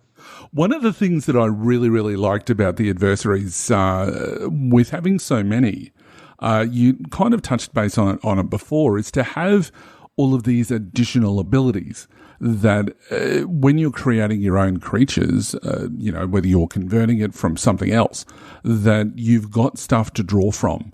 And when it comes to adversaries, I think that's most people will make their own to suit whatever setting that they're in, or to make it a little bit different, or if they're converting from D&D or whatever else. So to have a range of different abilities that you can just pull from is very, very handy. But if there are so many different adversaries that are in there, that one of the things that gets asked a lot in my table is when they do a summon.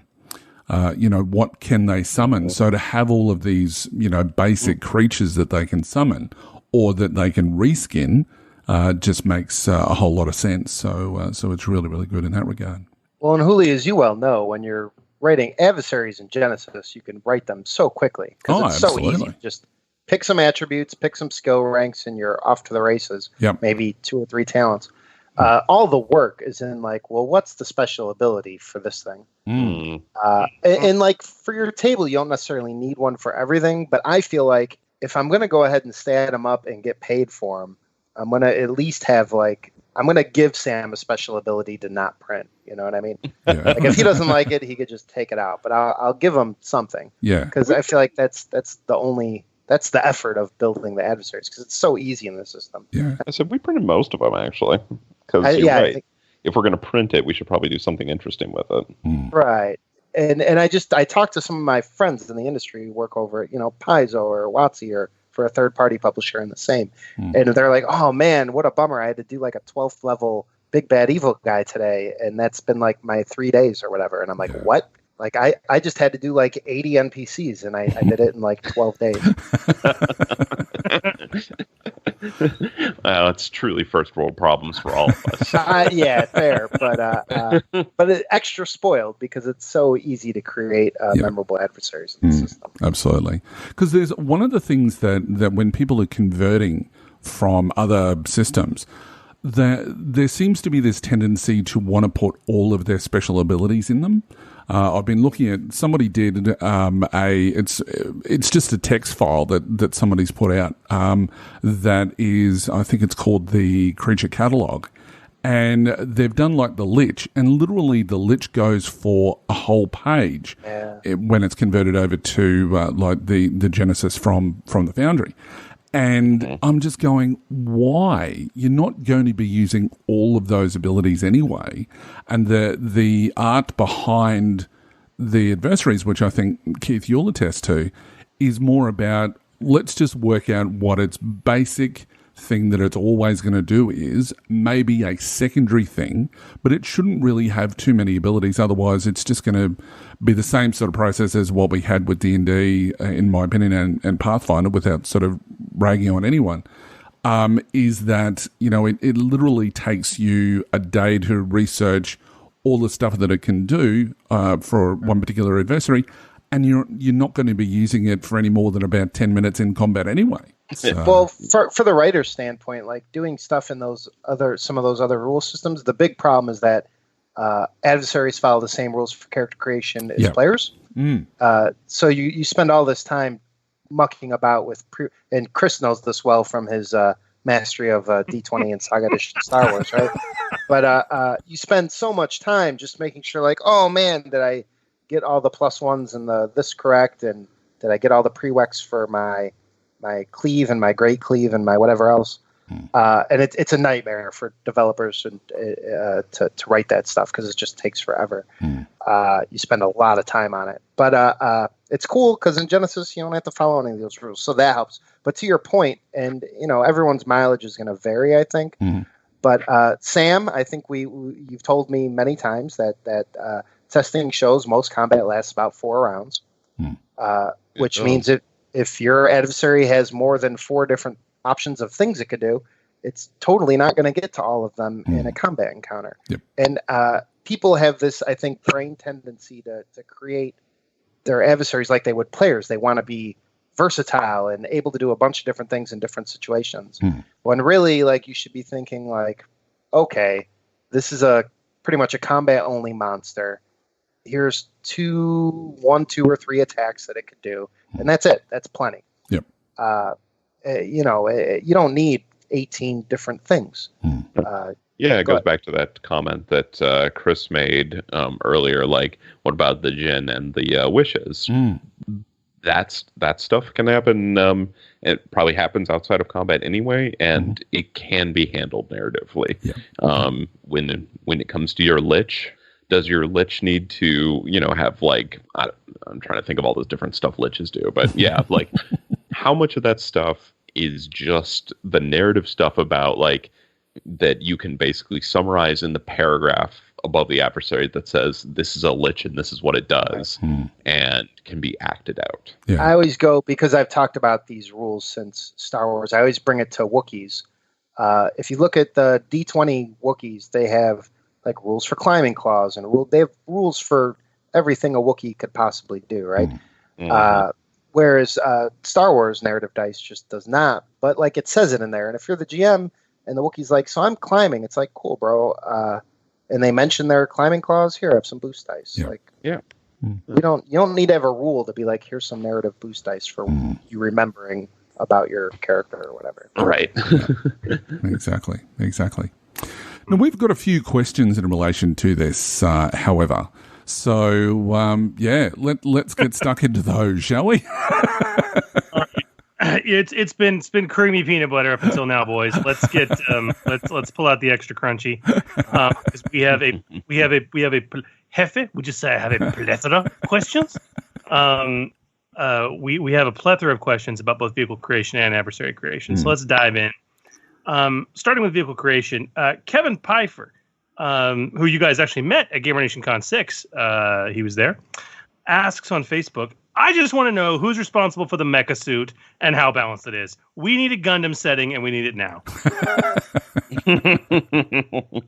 Did you do the mecha suit? You did the mecha suit, right? You know what? There's 2 in there, and I definitely did like. I didn't do the Strider. One. The tactical Strider, I think, with someone else. That came from someone else. Okay, the tactical Strider was me then. I couldn't remember. And I added in the Strider because, actually, to be perfectly honest, because I was, because I kept running this game at the time of small suited mechs, and I was like, well, I want a small mech in there, damn it. But it was, you definitely asked for like some sort of mech or whatever. Yeah, I wanted the big one, and Max demanded it too. So it's only in the book because Sam, wanted one and kept it in there. But I wrote it, and then I looked at like what I gave you guys versus what came out in testing, and it definitely got smoothed up a little bit for the better. So the testers, I would say that it's specifically because the question asks about how well balanced it is. I would say it's because of the testers. So Darren, Hooly, and whoever else play tested the book. I mean, the damn thing's terrifying, but it is a giant power armored suit, and if watching Voltron on Netflix has taught me anything, it's a giant power armored suit beats everything. And Voltron's like the only cartoon ever with a character named Keith in it, so it's always a favorite. Always a favorite. Yeah, he has a really compelling arc too. Indeed, in the new one, yeah. Very cool. Now, Jared Crawford on Facebook also asks, I think I know the answer, but Star Wars fighter ranges are all short. The aerospace fighter from the core rulebook and other ships in the EPG have ranges of long or even extreme.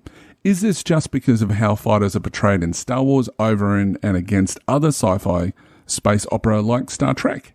It's how the range bands work, right? Yeah. Bottom line. It's worth pointing out that vehicle rules are actually one of the things that in Genesys got cleaned up a decent amount and changed too, because range bands, like Keith pointed out, are not in Star Wars. They're a continuation of personal scale range bands. So your next range band, your shortest range band in vehicle combat, it's longer than your longest range band in personal combat. In Genesys, there isn't. There's just the regular range bands and then a 6th, which is, I don't know, it's somewhere over there, damn it. But it's the best description for that range band I've ever heard. So you have to have stuff that's like medium or long range, because long range for people is roughly the same. We do talk about like if you have spaceships and it's all space, you can consider your medium and long and extreme range stuff to be, you basically blow out the range bands a bit, so they're just bigger in general. But for a lot of the stuff, it's like, no, I mean, yeah, it needs to have a rough equivalent to what you have in the what you have for regular people. Answers that nicely. It does. Next up, also one from Facebook, Jesse Casey chimed in asking, how, assuming obviously because we've got the credit cost for so much when it comes to shipbuilding. He goes, how much in credits for crew space, passenger space, drives, speed, maneuver thrusters, handling, et cetera, et cetera. So this is an easy one. We covered it. Yeah. So if you look at on pages like 60 and page 61 and page 62, which maybe is the one they didn't see, you could see all the prices for adding all of these things in the table. And then you multiply that price by the silhouette modifier, I believe, in most cases. There's a price modifier in there too, yeah. Yeah. So like really big stuff, you multiply it even more. So right. Because like if you want to add engines to like something gigantic, like making an aircraft carrier faster, that's going to cost a lot more than making a motorcycle faster. And so like it'll call out things like what's the encumbrance of a silhouette 4 vehicle, and we put in there like it's a range, it's 100 to 1,000, but that's because silhouette 4 covers a lot of different types of vehicles. So it wasn't just a matter of saying like one encumbrance is always with 1.5 credits or 1.5 currency. We just had to be like, no, I mean, your vehicle should be somewhere within these ranges, but if you're building a semi truck, it should have a high encumbrance. If you're building a silhouette 4 motorcycle, I don't know what that would be. I guess something that your mech rode on. Double sidecars that are I don't know what it would be. What? Anyway, but it doesn't have any encumbrance. But yeah, and the similar sort of things happen. Well, I mean, like handling is covered with max speed and handling costs, and then modified, like you said, with the price modifier. Crew space and passenger space, that's again something that's really more narrative than anything else. The cost, it's hard to figure out what a cost is for those things because it really. But it is there. We tried. It's table 2.1-4. It's right there. Yeah. Yes, we did. It's like you actually thought about this. But yeah, I think somewhere in there I do say like, hey man, all this is squishy, and when you determine your final price, like maybe look at if it's a modern day setting, look at the modern day prices and maybe just go with that. It's all the prices, all the pricing is a little squishy. Yes, and in fact that is covered on page. It's in there. Now I'm looking. Surprised we didn't bold and underline it. But it's in page 72, adjusted costs. Talking about how vehicles' prices may not match the actual cost of their real-world equivalents, and that's because we're trying to compare everything from a friggin' trireme to a Missouri-class battleship. Well, right. And oddly enough, that trireme in the modern days is probably a priceless artifact with no actual cost. But in the day to build it, it would have been the equivalent of, I don't know, $10. Who knows? I mean, yeah, didn't the Romans just build whole fleets when they're fighting Carthage, get them all wiped out in storms, and just be like, well, I guess we're doing another one now. Yeah, I mean, there was economy of scale. They were making a lot of them. Plus, very cheap labor. Very cheap labor. Such nerds. All right, so our next question comes from Christopher Ruthenbank. I always pronounce his name wrong, but that's okay. He's known as Seebeck on the FFG forums. That may be easier for me. In the EPG, we now have rules for creating vehicles. However, there was no mention of how to assign carrier space, which is kind of what we've already talked about. Carrier space for them. Do you have any suggestions for how to make vehicles like aircraft carriers, or a battle star that can carry other vehicles? So like hangars and things like that. So I thought about this, and this, I don't think we had room to really address this. It was already they were probably cutting me for space as it was because I probably overwrote what I had. You did an aircraft carrier, and we ended up having to cut it because you did a very good job creating an aircraft carrier, and that meant that it actually had very few like rules or so forth, because it was basically just a not very maneuverable tub with and it has a lot of airplanes in it. 80 it should have, yeah. But I think the crux to doing this is deciding what encumbrance value you want to give each different silhouette of a vehicle. And it starts to get like really weird when a human is 5 or 10 encumbrance to lift a human. It's their brawn plus 5. Obviously, picking up a person is not the same as picking up a silhouette 1 motorcycle. Like, those are going to weigh probably different amounts, certain motorcycles anyway. But you have to basically just figure out what you want, eyeball what the range is for the silhouettes. And when you set a silhouette for the vehicle or an encumbrance value for a certain silhouette of vehicle, then, it can fit that many. Just treat it as adding encumbrance. That's what I would do. Yeah.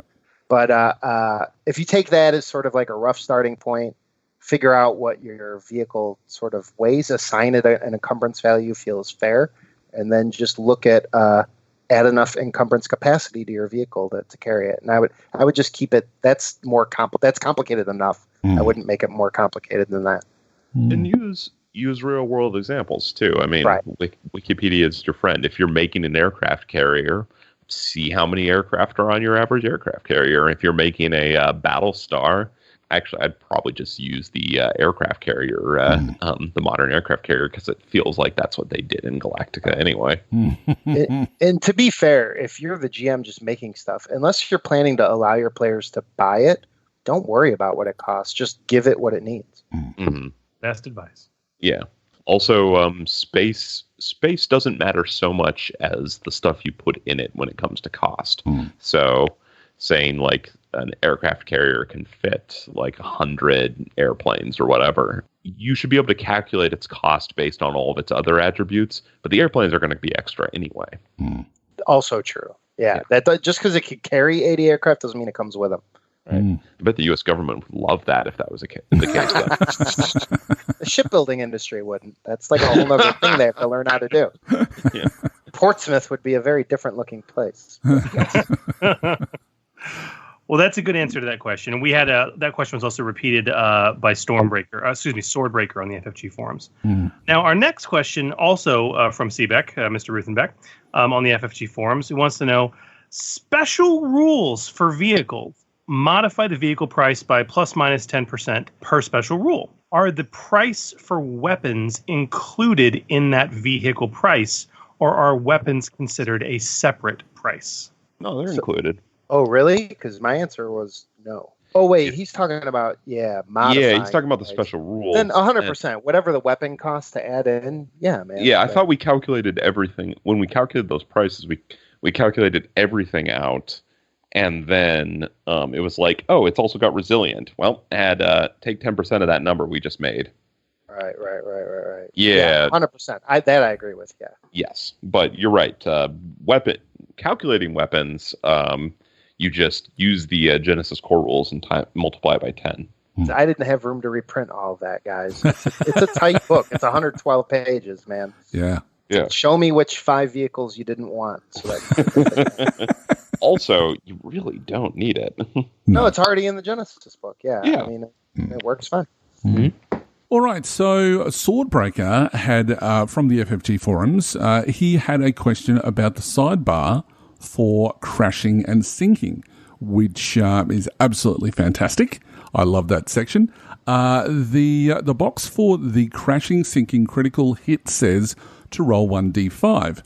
This seems a bit unusual as Genesys doesn't normally use d5s, and it's likely that not every table is going to have them to begin with, unless this is an error. This seems like an unusual choice. Every table has a d5. Yeah, it's called a d10.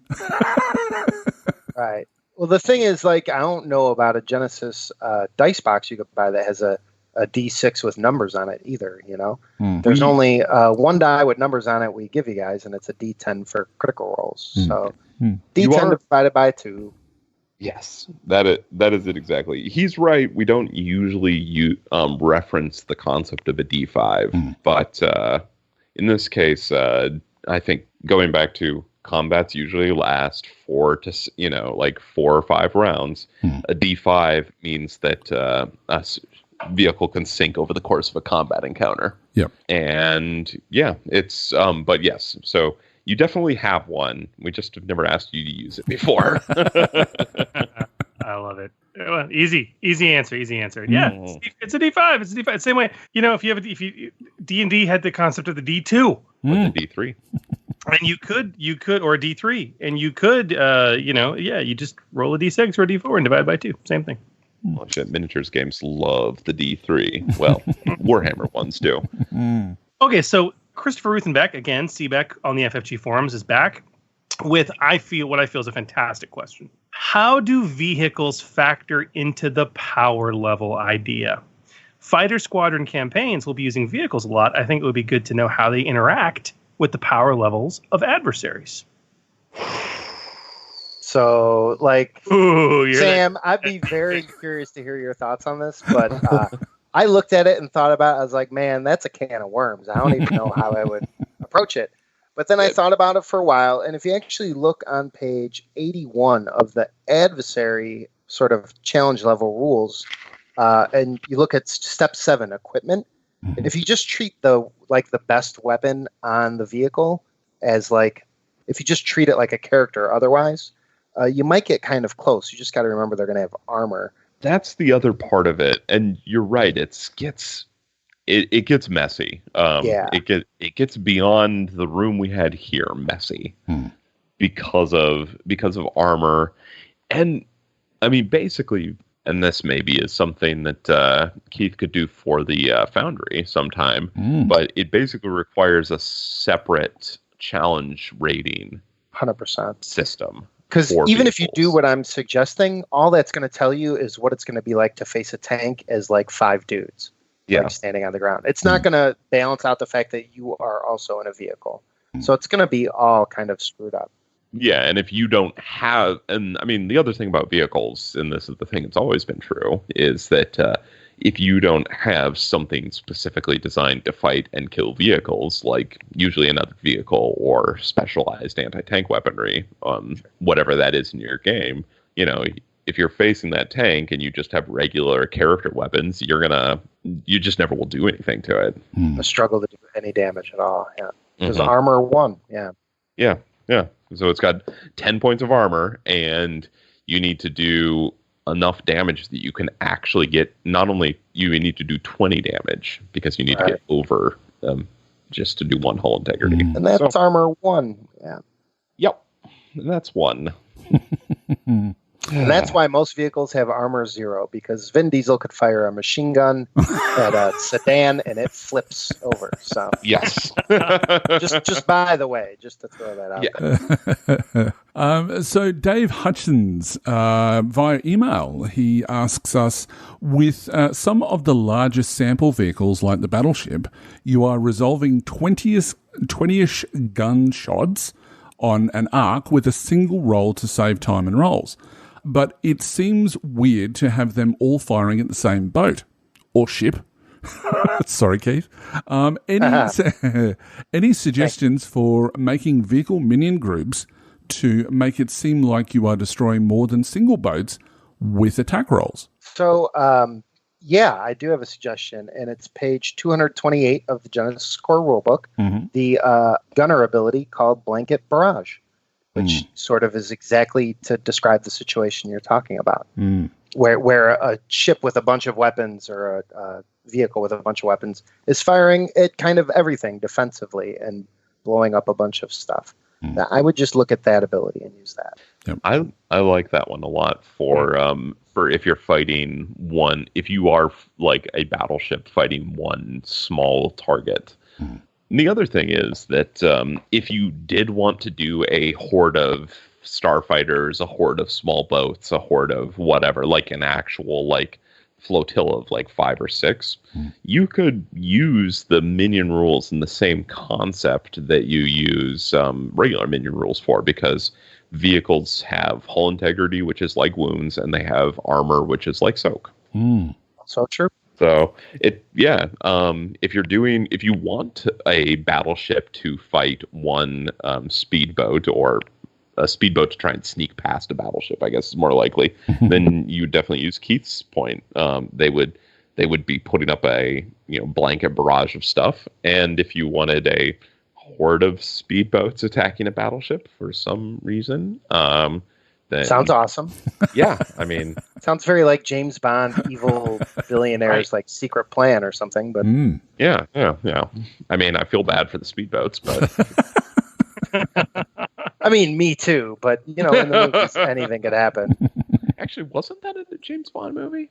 I'm sure it's in the real world too. Like the drug smugglers use speedboats all the time to get from South America to North America, like Cuba to Florida, and we have Navy destroyers out there just like, nope. Nah. Nah. No. Thanks for playing, though. Oh, I love it. Okay, great suggestions. Okay, next question actually came in from Reddit. Ted Cahill II asked the following. The galley ship, the trireme, has a ballista that deals 1 damage. Is that a typo? It's 1 vehicle damage, buddy. So that's 10 damage that you're talking about, plus 1 per success. So, you could be talking about 20 or 30 personal scale damage easily. Yes. Good point. Well, yeah. Also, ballistas weren't super good at sinking other ships. Yeah, I mean, it was mostly to smash all the other dudes on the deck of the other ship, I imagine, or to hit ground targets. Yeah, I think. Yeah, that's. I mean, that's it's a catapult, right? No, the ballista's the big arrow thrower. Oh, the big arrow thing. Fair enough. I think. Am I lying? No, you're right. That's a ballista. It's a giant crossbow. Yeah. Mm-hmm. So yeah, but if that hits you, you are straight screwed. Yeah. Or if there's a chain on it, Yeah. You reel them in, and now you have a boarding action happening, right? Mm-hmm. Well, yeah, that 10-to-1 rule people forget about. Yep. Yeah. Yep. Not all weapons are designed to be effective against other vehicles. So. Well, and it has to say like personal scale specifically if it's personal scale damage, right? It's in the special qualities for Genesys. Yeah. Yes. Right. Nope, that's totally true. So don't get shot with a ballista; it'll suck. Bad. Also, really, really good for tearing apart sails too. So Yeah. Ooh, good point. Yeah, I forgot about that. Called shot. Exactly. Now, the winning question, can I say, is from Toby Wheatley. It's only winning because he's obviously, won the prize, which was cool. And he asked via Facebook, when creating your own vehicles, how would you need to do something to balance multi-environment vehicles? For example, land or sea, like the Duck DUKW, hovercraft, air, sea, some steampunk airships, for example. Like we've all seen the James Bond where the Lamborghini turns into a submarine or something like My that. God, I love that. Like we've seen that one, right? So that's what he's talking about here, right? Is Mask? They had the car who had like the doors that flipped open and turned into wings and could just fly. Oh my God, I forgot about that. Remember that? Yeah. So like this is a thing that happens in some like pop settings. I think this is something we'd cover under like a special rule. Noted on page 62, the bottom right-hand corner of page 62 of the EPG. For something like this, I'd maybe double it from 10% to like a 20% thing. And to like mechanically represent it, I'd keep it simple, and I would just find the another vehicle that moves the way you want it to move in the other mode, and just say make the rule is when you make that switch as a maneuver action, however you decide you want to do it. It now has this handling and this speed and, either flight or underwater or whatever operation. I think Keith hit the nail on the head. Yep. Keep it simple. The easier, the better. So. And meanwhile, I'm still over here going, Mask. And also, Keith, it was a Lotus, that vehicle. The one that goes into the water in the... I'm trying to remember which Bond it was. It was a Roger Moore one, wasn't it? Roger Moore. It was For Your Eyes Only, is what it was. For Your Eyes Only. Yep. Okay. Yep. Fair enough. Yeah, and it actually, like, I'm working on a follow-up to Ready Fight that is all like it's like for drivers and pilots but the same format as Ready Fight. So one of the settings is clearly like super spies and stuff like that because of the car chases and the cool cars. But so I've been thinking about stuff like this anyway. So I was like, oh, here's a bunch of questions people want in the next book. Cool. Very good. That'll be cool. Speaking of a bunch of other questions people want, this brings us into Chapter 2 of Part 2, Adversary Creation, where the chapter starts off with a true, as you said, there's a little bit in the core rulebook, but here we have a true recipe, a truly expanded recipe for creating adversaries. And we had two questions I'm going to read together because they're the same question. First was from Tobor Max from Reddit, who said, I'm hoping I'm not asking something silly here, but I'd love clarification on the high cunning on what looked like intellect-based archetype arrays in the adversary creation table. And this was then echoed by Joel C. via email. He said, first off, I love the show. Love the rules for creating adversaries. However, I have a question about page 75 in the Expanded Players Guide.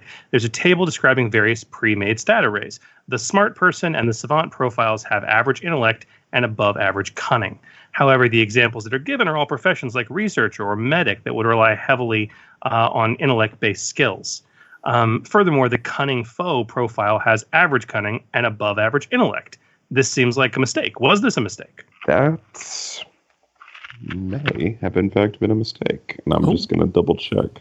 Yeah, unfortunately, I think that was a mistake. It just looks like they got flipped somehow. Mm-hmm. Maybe as you were alphabetizing the list, the name moved and the stats didn't, or something.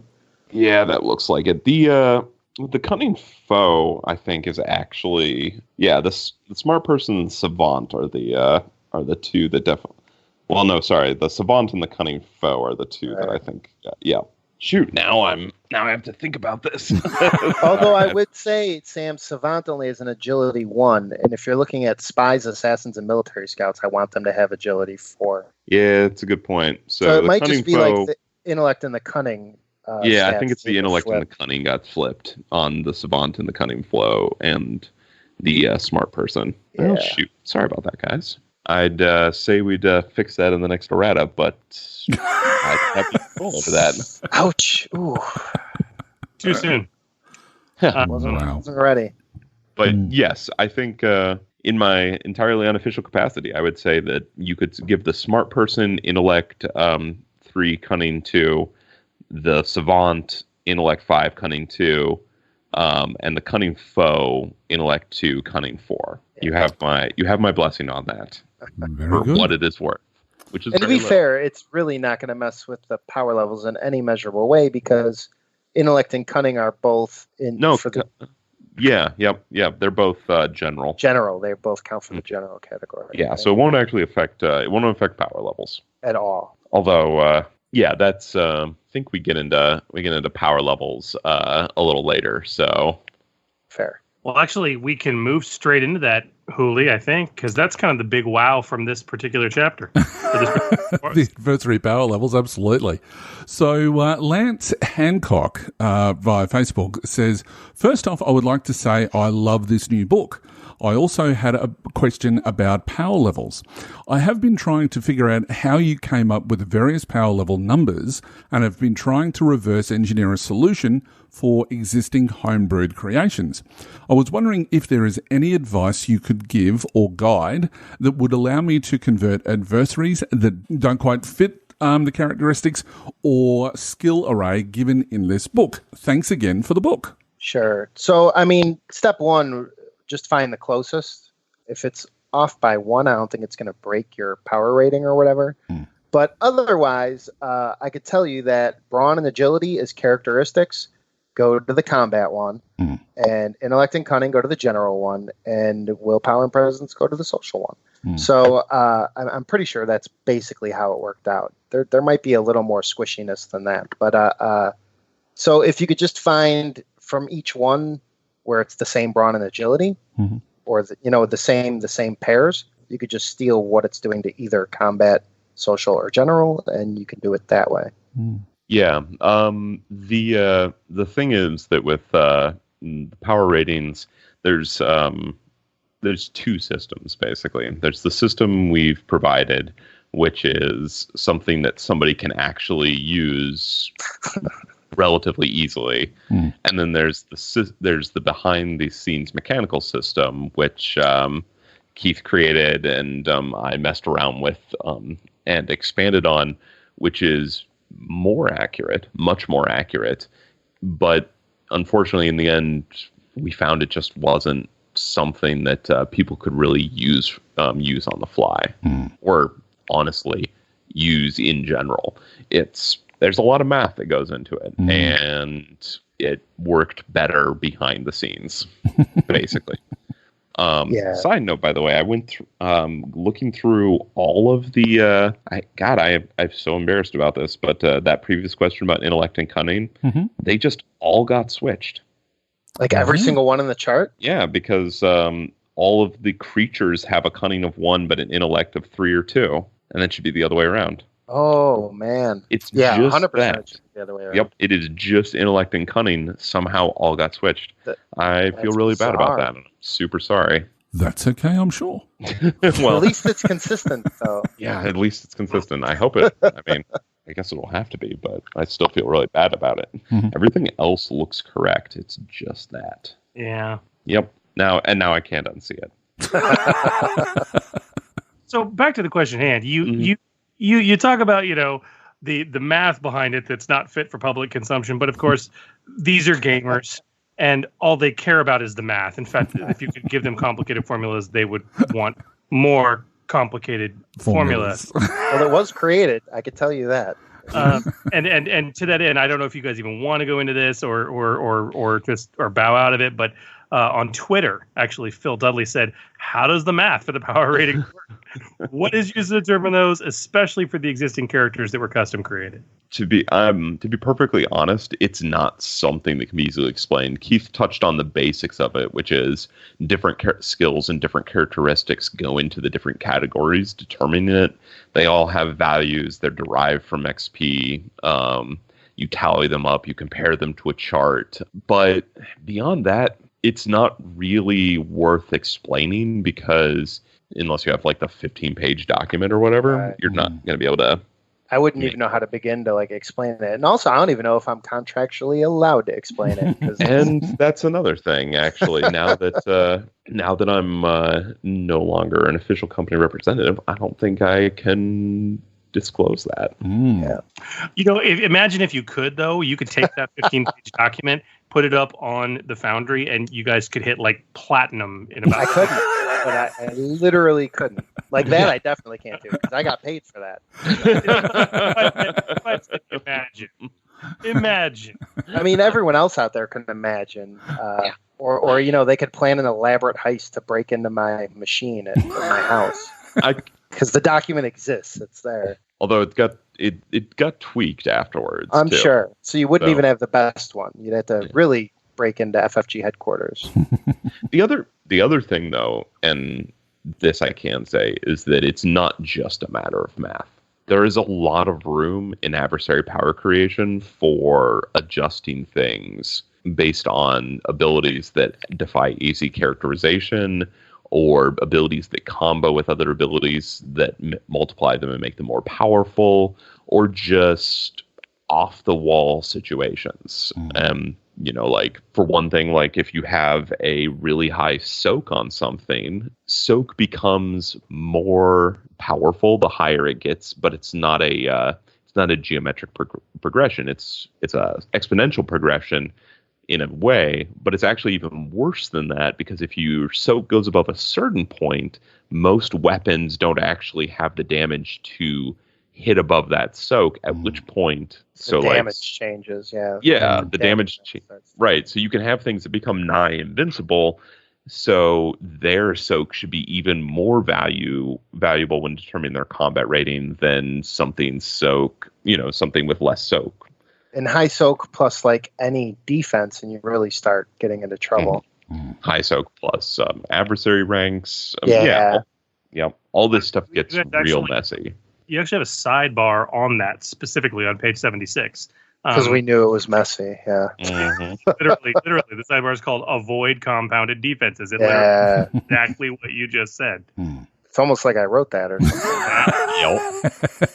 Must have.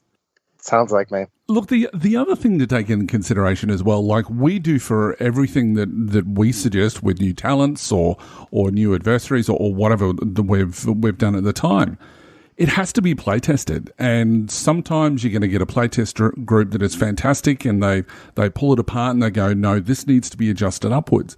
So yeah, just play test what you've done, come up with whatever formula you think is appropriate, and then start to run it and see if it actually works or not. And that's where I think your tweaking here and there probably comes in the most. And another X factor that we can never, ever account for on any chart is how the GM's going to use them strategically and tactically. Because some GMs are mean and they're going to, try their damnedest to kill their players. And other GMs are kind of nice and they're going to fudge it so that the difficulty ends up feeling about right? So that the players barely get through this or easily get through this, depending on the needs of the adventure, which is what a good GM would do, by the way. But there's no accounting for that. There's no accounting for that in a sort of challenge rating chart.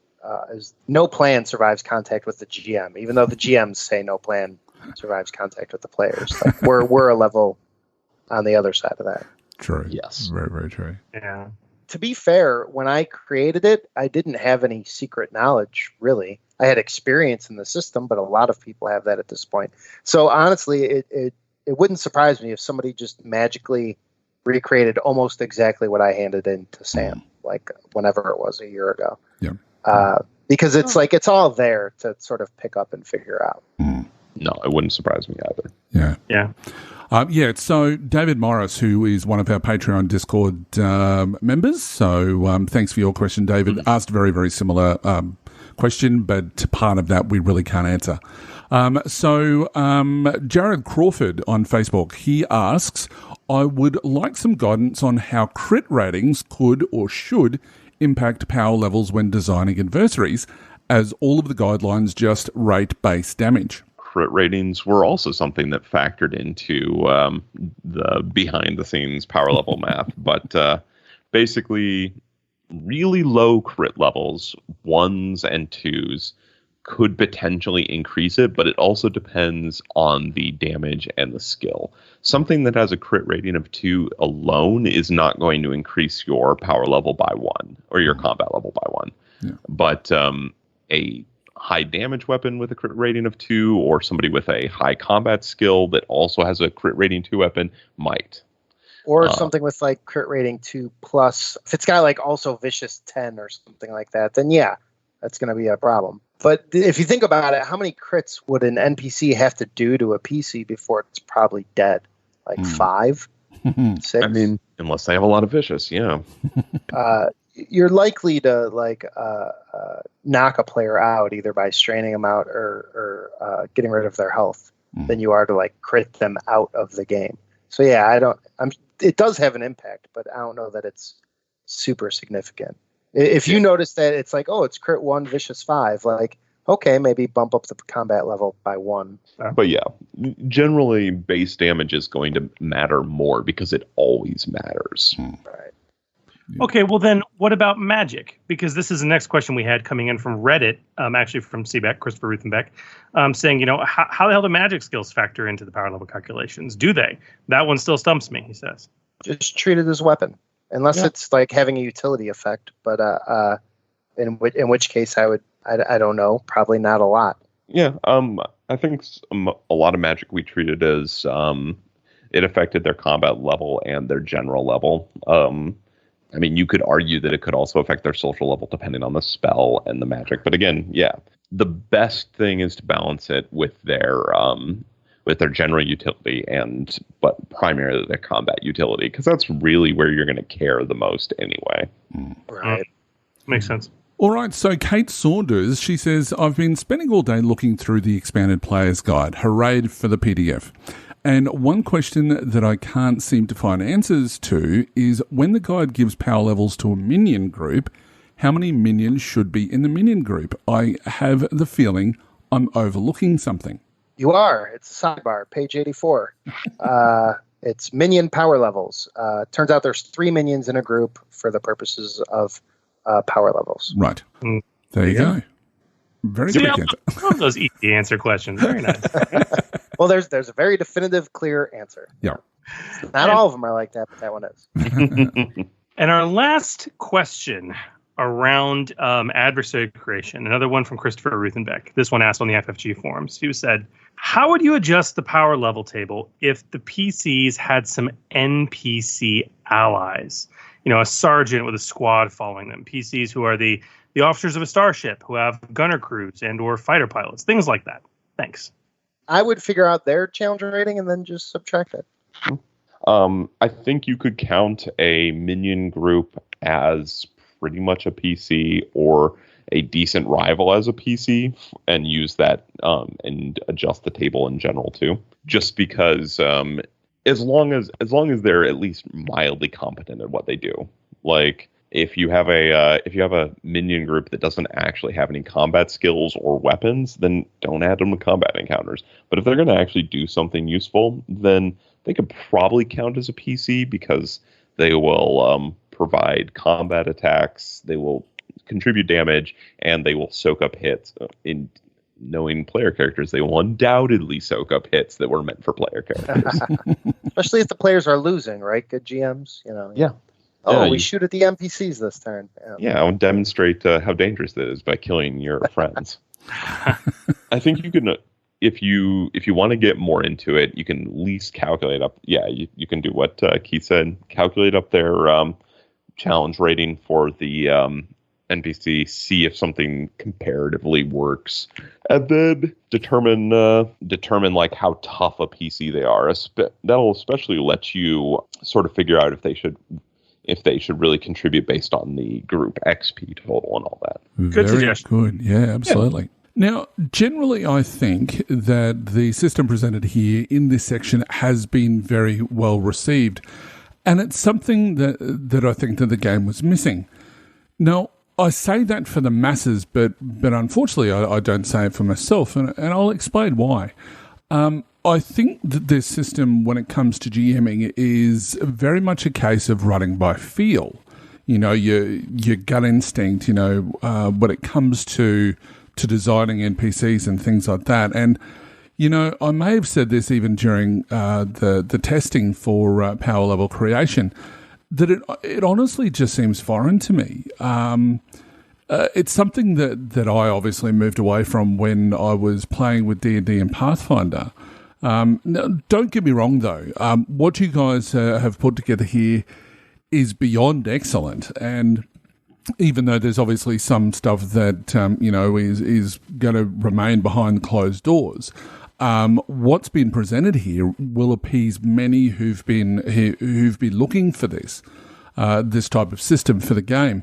But I'll be honest and ask, what do you say to those players and GMs who are more veterans of the narrative dice system and who are so used to developing NPCs by feel rather than a strict rule set? Well, it's a real Foundry-friendly thing to have exist, right? Yeah, Yes. Absolutely. Like, if you could do the math and calculate, hey, it's this challenge level, like that makes you feel like I made a balanced thing that people know when and how to use.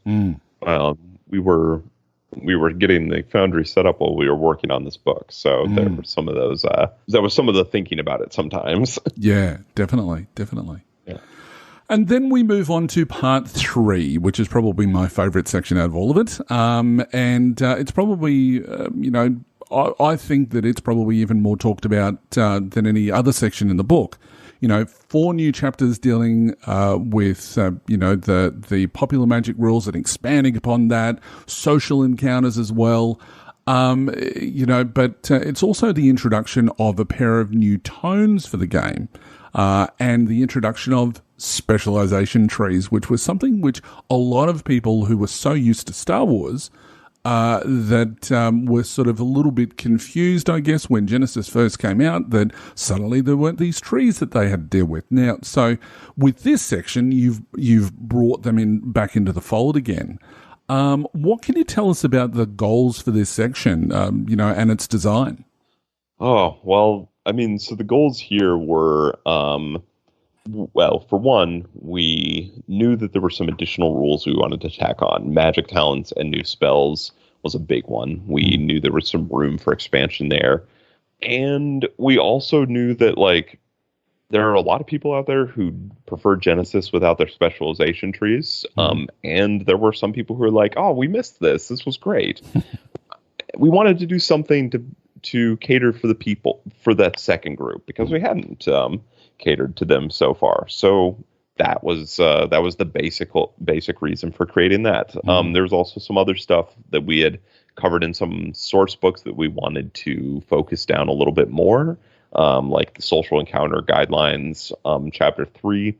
That's some stuff we had discussed in Shadow of the Beanstalk a little bit, but we wanted to put it in this book so it was a little more accessible to a large number of people. And that mostly had to do with social encounters. Could end up being a little easy if it's one NPC versus a bunch of player characters, just the way they were designed. So we talked about some ways to adjust that and also ways to make social encounters more interesting. And the new tones was sort of a similar thing where we thought about a few tones we wanted to add in. There were also some tones that, such as noir, that were actually tones from the core book that we had to cut. So we rolled it back in.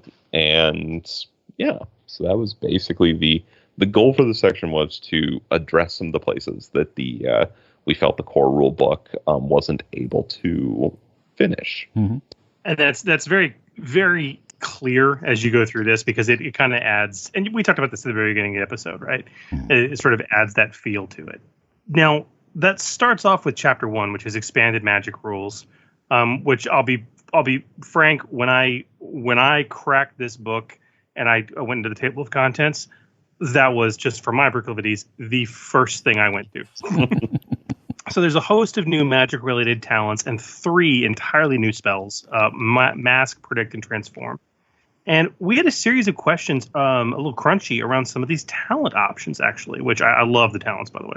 The first one actually came from the FFG forums from Finnerin Panjoro, who said, I have a question about the use of the Masterful Casting talent, which is one of the tier 4 talents in the EPG.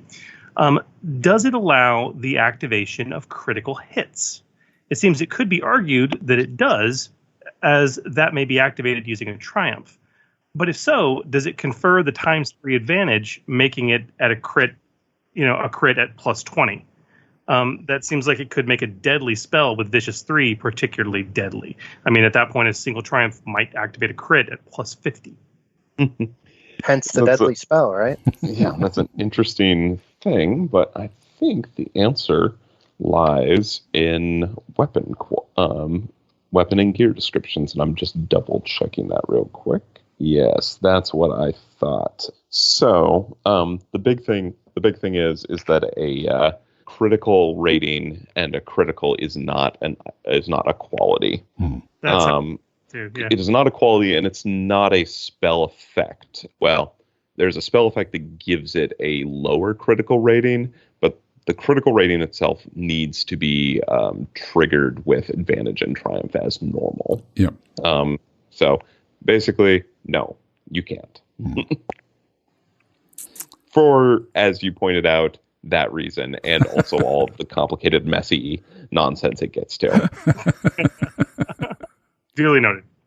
Now, tell us on Patreon Discord, he asks, the EPG holds wondrous talents for casters.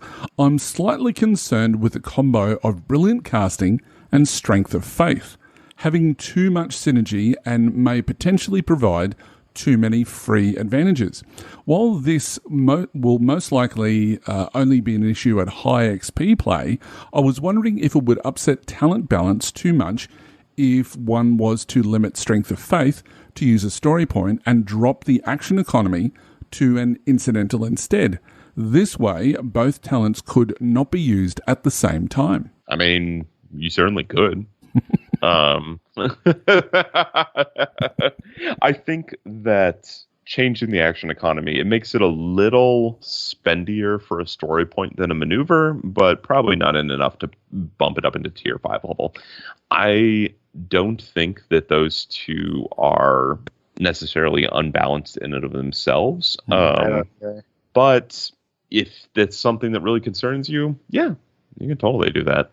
Keep in mind, though, that Strength of Faith is once per session for a tier 4 talent. Like, let them have their one turn in the whole session where they get to go ham. I think it's fine. Yeah, here's 10 advantage. Yeah. It's a tier 4 talent. It's once a session. Come on. Yeah. Right. And spells tend to have a lot of stuff that you can spend advantage on. I mean, that's especially when you're talking about affecting multiple people or doing stuff like that. So, yeah, that's probably fine. It's also divine spells only for Strength of Faith.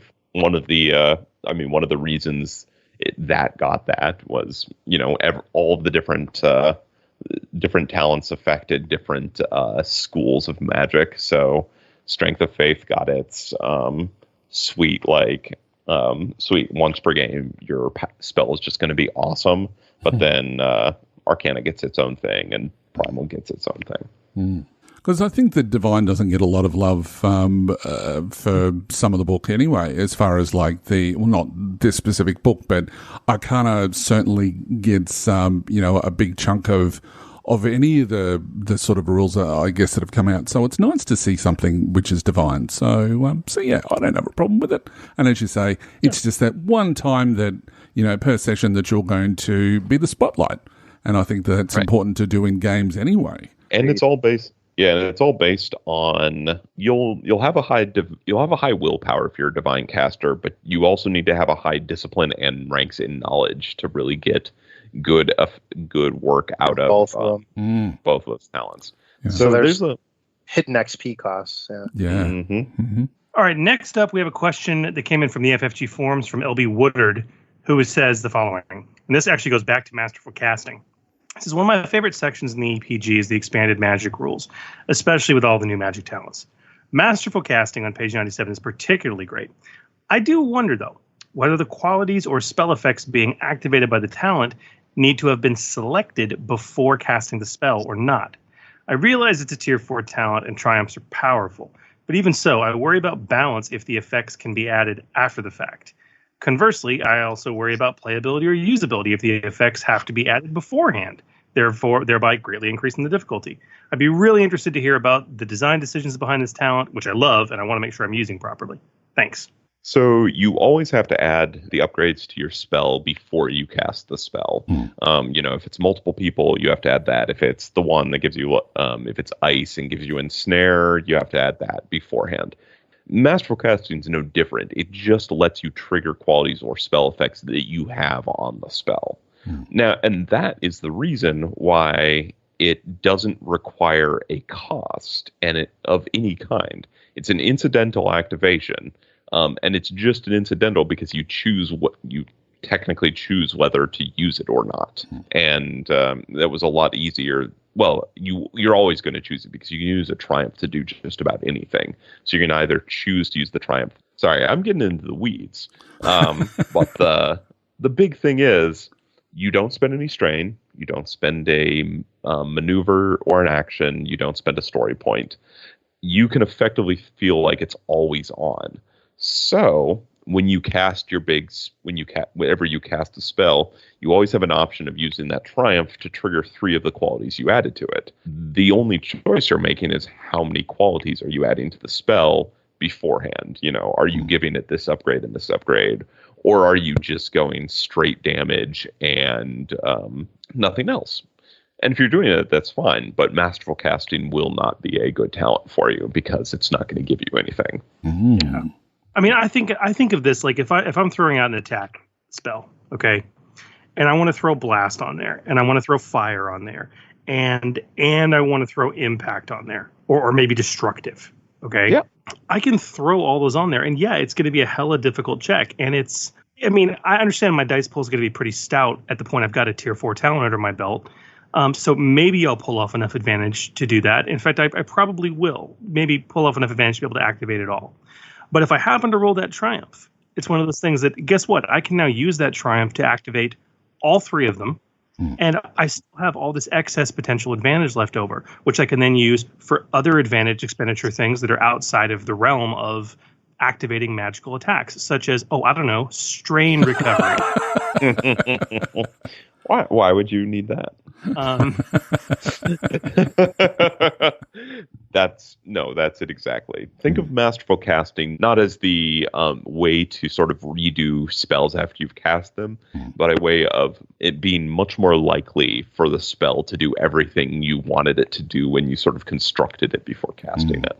Absolutely. And if you start throwing in some implements on top of that, that's some scariness. Yeah, that can help a lot. Indeed. Now, a question that has come from us, it's actually come from my table. So one of my players, Andrew Scott, has asked this question. So it's innate focus, which is a tier 3 talent, and can it be used with signature spell from Realms of Terranoth? So these spell talents were designed separate from the talents in Realms of Terranoth, because Realms of Terranoth came along first, and then we did our own version of them. And you get some that you're like, oh, this is sort of like that one in Realms of Terranoth, but slightly different. You could. I think you could use innate focus in Realms of Terranoth. Just know that when we designed this, we didn't necessarily expect any of these talents to be used in Realms of Terranoth. So, keep an eye out. Make sure it doesn't get too wacky. So when that one player finds an exploit, and he will. Yep. You always Sam Stewart. You could find him. I think he just gave you an email to contact him, man. But also remember, I've given you all permission to say, "Hey, man, hey, person, that's not cool at all," and you're really going against the spirit of the game I'm running. So don't. Look, the answer that I gave to the player was that it's an attack spell only. So it's only going to be affecting attack spells. That yes, it increases the damage because it never talks about effect. It only ever talks about adding damage, which is not an effect. And then it also talks about, decreasing the difficulty, but it doesn't say specifically what effect. So, in my opinion, and, I'm not as sort of over the rules as what somebody like you, Sam, or even Chris, when it comes to magic, is that it would be allowed to come into play. I think they work. I don't. I don't see any issue with this. No. I mean, is it because it's an attack spell? And the reduced difficulty, that's fine. But the whole point is the increased damage, and that's the thing. If you are casting without an implement, you are at a serious hindrance in Terranoth specifically. So, well, honestly, you're pretty badly off in most. In most, yes. So yeah, dude, I don't see the issue with this. Okay, now that whole conversation, especially around Terranoth, is going to bring us into a very fun can of worms, because we are now moving on to spell questions. So we have 3 brand new spells in this book: Mass, Predict, and Transform. Okay, I'm gonna take a deep breath. On Facebook, Darren West and Matthews Skumra asked this. On the FFG forums, Klempad and Darian O'Connor asked this. And in our Patreon Discord, Archellus asked this. They all wanted to know one thing. How do Mask, Predict, and Transform spell magics fit in Terranoth with runecasters and versecasters? Specifically, what can use what? Can verse and runes be used for any of these 3 spells? Sounds like a great Foundry product for Darren. The thing is that we did know that when we created these, we couldn't ensure backwards compatibility with Realms of Terranoth. I think that Predict doesn't necessarily. Well, shoot. I mean, the other thing is that so I could see Predict working with runes, potentially. Cast the runes and all that. Yep. I don't think transform really fits for either of them because rune casting and verse aren't primal, and transform is just primal. Let's be fair, guys. I mean, okay, you can certainly make an argument that like there are other magics that lets you transform as well, but that's why we have polymorph. And mask, I could see mask working with verse. So I could see predict working with runes. I could see mask working with verse. That's probably it. Yeah. But again, I think it works fine. I don't think it'd be a problem. It's not official. And I don't know if there will ever be an official ruling on that or not. But I think it'd work. You could totally do it. Yeah, you hit the nail on the head for me too, man. That was where my gut was going to. It's like illusion magic, yeah, bardic. Okay. Prediction, runes. Transformation, neither. Yeah. All druids all the time.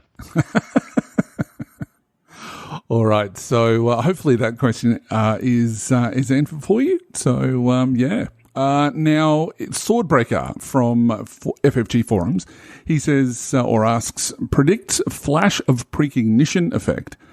Can each of the effect's 4 abilities be triggered per session, or is it a case of either or situation where you can only add either success or failure to a check? So the way it works is the first 2, add a success, add a failure. You get to do both. If you spend 3 advantage, instead of adding a success, adding a failure, you can add 2 success and add 2 failure.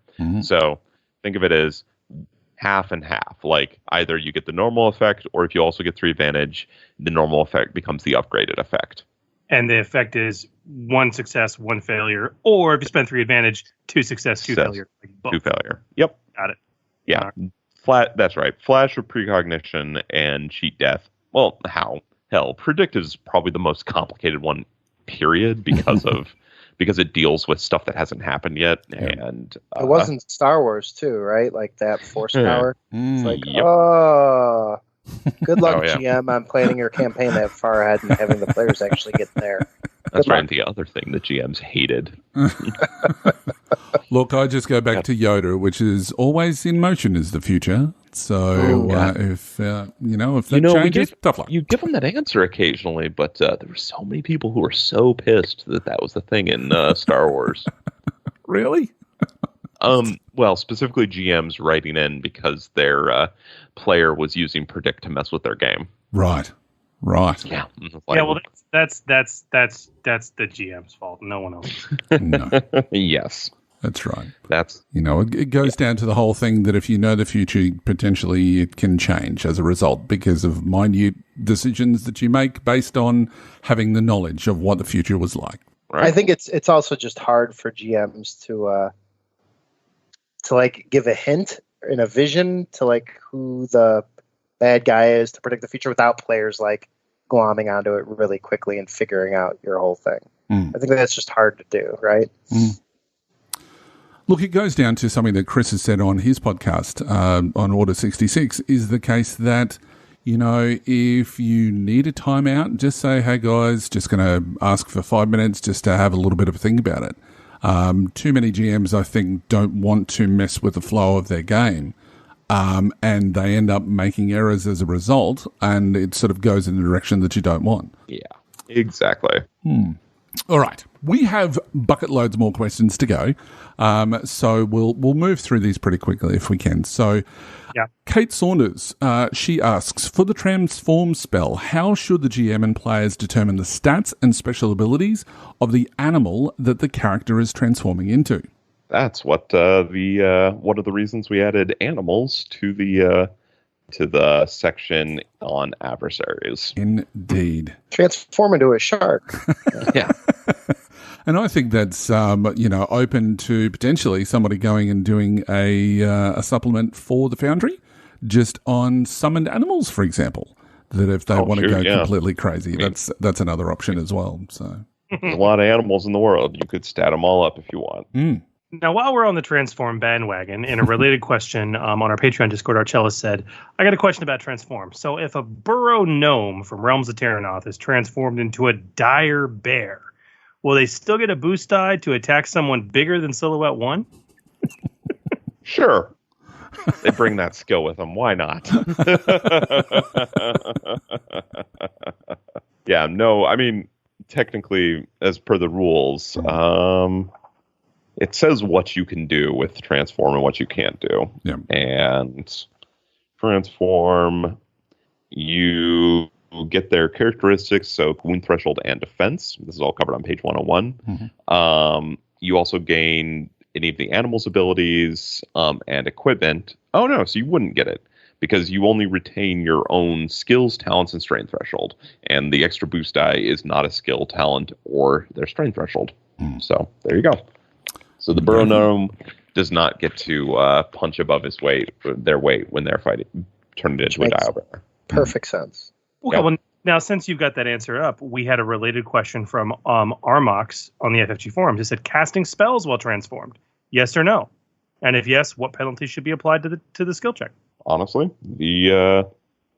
just the obvious ones. I mean, so they adopt a animal's characteristics, for one. So if you're an arcane caster who's using polymorph to transform into an animal, you become about as dumb as a actual squirrel that you're transforming into, and casting's going to be real hard. You need to use the characteristic retention ability. Other penalties, if you don't have either hand free because you're a snake, that's worth some setback dice in the Genesys core book, and that would carry over there. Or a shark would have a hard time casting. You're probably casting with you're probably doing it with worse characteristics unless you made the spell more difficult, and you probably have you're probably suffering a few setback dice. And that might even be further modified by like your setting rules, right? Like Doctor Strange in the MCU, if he was able to turn it into an otter or whatever, like he needs to be able to do all that weird stuff with his hands, doesn't he? So exactly. And it doesn't take much to say, sure, but the shape of the tongue of the creature that you've just turned into doesn't really it's not going to be able to pronunciate all of those spell words correctly. So flip a story point and there's a upgrade. So, Yeah. Goes down to ways and means. Accidentally summon a very pretty hat. So, Jeremy Thompson from Facebook, continuing our last question for Transform. He was curious, why include the healing mechanic after the Transform spell ends? It's just because your wound threshold's shifting up and down. It was a lot simpler to have you heal all wounds. Also, it made Transform a lot worse when wounds carried over. So if you were a bear with your wound threshold of like 20, and then you transformed into a human, it was like, wow, that really sucked. You transform back. So we just decided it made the spell a little better. It made it a lot simpler, and neither was a bad thing. Yeah. It also mirrors the ability, I think, from Terranoth. I could be wrong, or it might be from the core rules where you do transform as well, that it resets that, so it's kind of... Yeah, a lot of the shapeshifter abilities do that as well. It's just, again, simpler. Yep. Now, Anchelis, when it comes to skills, is the last of our questions, and he asks, what is the mechanical benefit of invisibility from the mask spell? Well, if you're looking for a mechanical benefit, I suggest my favorite is to go to the critical injury table, and there is a critical injury that is blinded. For mechanics and combat, I think that covers figuring out what invisibility does to your opponents pretty well. Excellent suggestion. Yeah, there is the invisibility potion, which is also out of Terranoth as well, if you want to go less, little bit mediocre version, which is like, I think it's 4 setback die as well. But I always play invisibility in the same way that you suggested, Sam. Yeah. So basically, instead of the blinded person upgrade the ability of all checks, it would just be upgrade like the difficulty of all checks targeting the invisible person. Yep. Twice. Makes sense.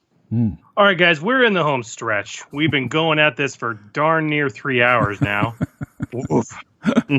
Yep. You guys have been absolute champs. This moves us into something that was really fan exploded over this in this particular part, which is Chapter 2, specialization trees, using them and creating them. And to start with, we had a couple of related questions from both Eric Strimple and Gerald Goodridge on Facebook, basically saying, so excited to see this brought over. Can you discuss the pros and cons of the talent tier system versus the spec tree system that we see here, and any guidance you may have for creating spec trees, especially those struggling with like pathway creation? Sure. I mean, so basic pros and cons, we talk about that a bit in the section as well. And it's that you are giving up customization in exchange for predefinition of careers, or in this case, specializations. Depends also on whether you link your specializations to careers or not. But we recommend that you do if you're going to go this route. So if you use specialization trees, your careers are going to feel much more impactful. They're going to feel much more defined as to what some characters are going to be much better at doing some things. Other characters are going to be much better at doing other things. There'll be a lot more predetermined character role because it'll be harder for characters to get at certain talents that would make them good at something like, a talkie character who's also good at combat. So, I mean, that is neither good nor bad. That is just a different way of playing. If you like that, sweet. If you prefer to let people build their own characters from the ground up, then and do whatever they want, then talent tiers are the way for you. Also, specialization trees take up a lot of real estate. Less of a big deal in something like the Foundry because it's all PDF. Much more of a big deal when it's something like printed book, where you actually have to account for every page. I think the other cool thing about a spec tree is that you can start messing with talents that are kind of like 5+. You know what I mean?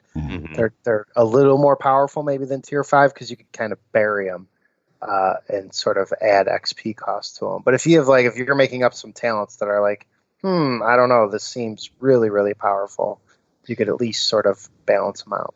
Yeah. As far as like best practices for like pathways and stuff, honestly, it's kind of an art more than a science. And you kind of have to practice with it. I mean, and this is from somebody who's made 30 to 40 of them, 40 of them or more in Star Wars, maybe 50. You using the tiers to determine the tier system to sort of first figure out where some stuff's going to go works. But in general, whatever you do, try not to create one path through the tree that is the best path. That is, you look at it and you say, well, if I was a player, I would obviously go this route. Show it to a buddy. If they're they choose the same route, it needs to be tweaked. Try and just come up with some different pathways. Don't always build the same structure, and especially until you've done it a few times. And you sort of get a feel for what your players will accept and what they won't. Don't create one route through the tree. Yeah. But as someone who's made like 50 of these, do you find were there like many, many different structures to construct them, or was it kind of like, well, there's like 6 real different ways to build the pathfinding through it, and you can mess with it a little, but not much. There's more than 6, but there sort of becomes these general sort of approaches. There's the tree where most things are connected. There's the tree where there's sort of a central column and things branch off from it. There's the double tree, as we like to think of it, where there are sort of 2 separate trees that are only linked by a few things, so that it forces you early on to decide one of 2 routes that you want to go into. There's the top half, bottom half, where everything in the top half, or I should say the low XP cost section is pretty well linked together, and it has one focus, like maybe that's all the combat stuff, and then the bottom half is all the high level talents, which happen to be all the like piloting stuff, and you've just made like the combat fighter pilot commando, where they learn how to be a commando first and a pilot second, or maybe a pilot first and a commando second, whatever. And it's sort of, think about it as how a player is going to progress through it. And, what should they be learning first in this specialization, second in this specialization, third in this specialization. And if anybody wants to listen to how some of those sort of trees get created, it's certainly a breakdown of it. Go over to Order 66. They break down isn't that special? Quite often they will go through each of these specializations and just listen to how they're created. And one thing that I know that we will definitely do at some point, and Sam, you might be interested in coming back on the show, we will just do a specific furnace section dealing with the creation of specialization trees, because it is something that a lot of people ask a lot of questions on. So that may be an option for us at a later stage.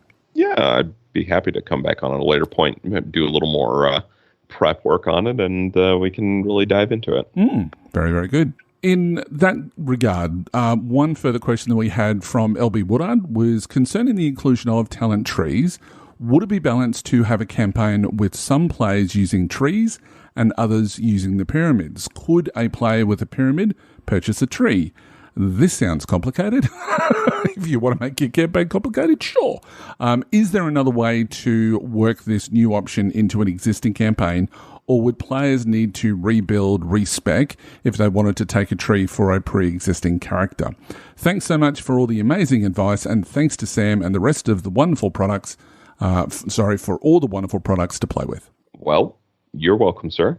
Or you're welcome, person of indeterminate identity. You're welcome, you person. No, but yeah, it's very nice of you to say. We specifically suggest that you do not mix the two systems. You do one or the other for exactly what Hooly just pointed out. It gets real complicated. It gets real complicated, and there's no good way to not make it complicated. I mean, it's your game. You can do whatever you want, but it will get messy. And it becomes really easy to try and exploit things, because you start having situations where people say, well, I'm going to do this pyramid to get this talent that's not available in any of my trees. But then I'm going to go back to the tree to get this talent, which happens to be cheaper than if I did it on the pyramid. And yeah, it just becomes kind of a messy it kind of just encourages min-maxing, even for people who may not go down the min-max route. Yep. So pick one system, go with it. Don't switch your game in midstream unless all of your players are like, specialization trees are the best thing since peanut butter and chocolate were mixed, and we won't play another game without them. And even then, like, all your players should be using the same rules, probably. Yeah. Yes. Yeah. Otherwise, they're just going to resent each other quickly. That's right. No, that's a good point too. Either all of your players use specialization trees, or they all use the talent pyramid. Yeah. And honestly, if you're going to spend all that time to build specialization trees, and trust me, it's all that time. I know. After doing Force and Destiny and Edge of the Empire's talent trees, it's all that time. But after you do all that time, you're going to want everyone to use it, because how would you not want your work to be appreciated? Yeah. I'm just thinking about that now. Like, I'm not building it until I know that player's using this. I'm not building it. Is it GM? You're going to build like 30 so they can have a choice? No. Nope. It had to be like, what do you want to do? I would almost let the player build their own tree, and then I'd just be like, show it to me, but so I could approve it. So you didn't just put every single talent you ever want ever in the tree. But yeah, so I can completely redo it.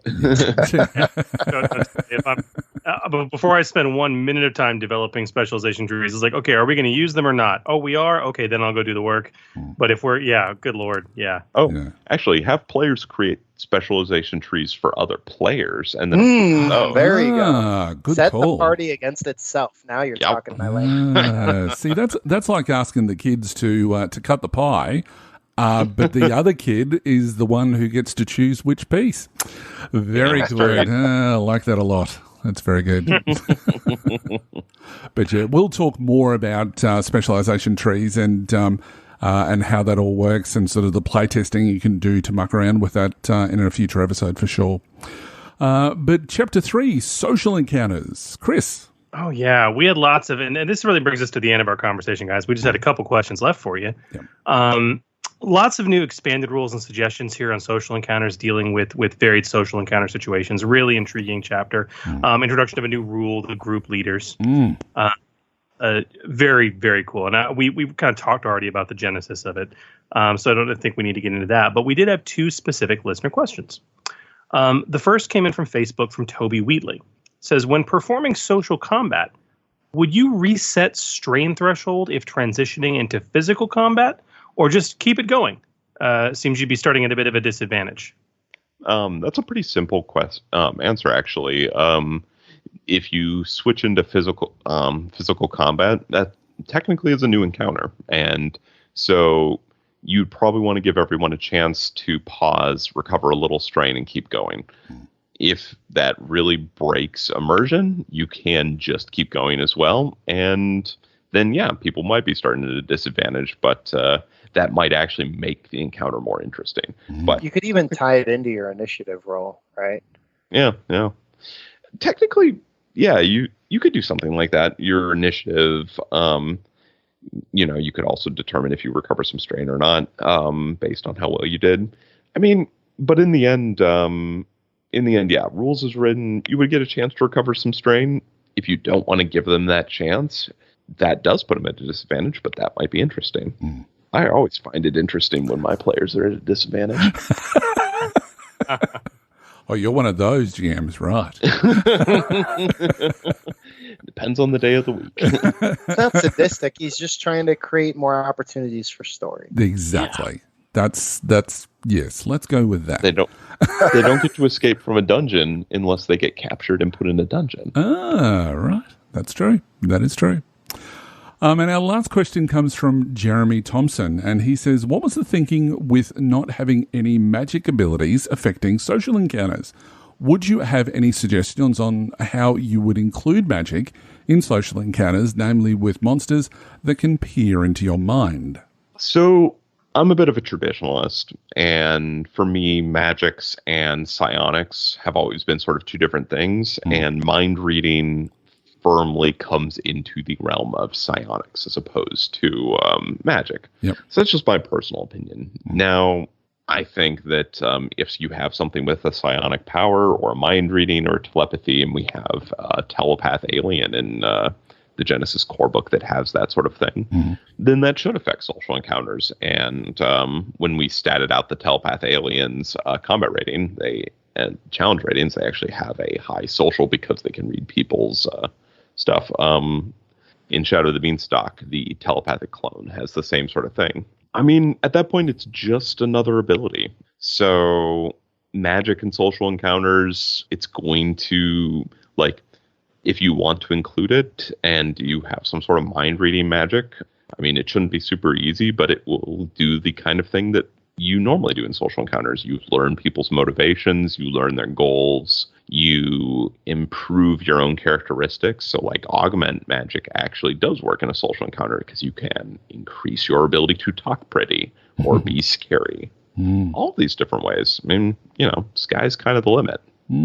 Very, very good. Good suggestion. Curse can also be used heavily.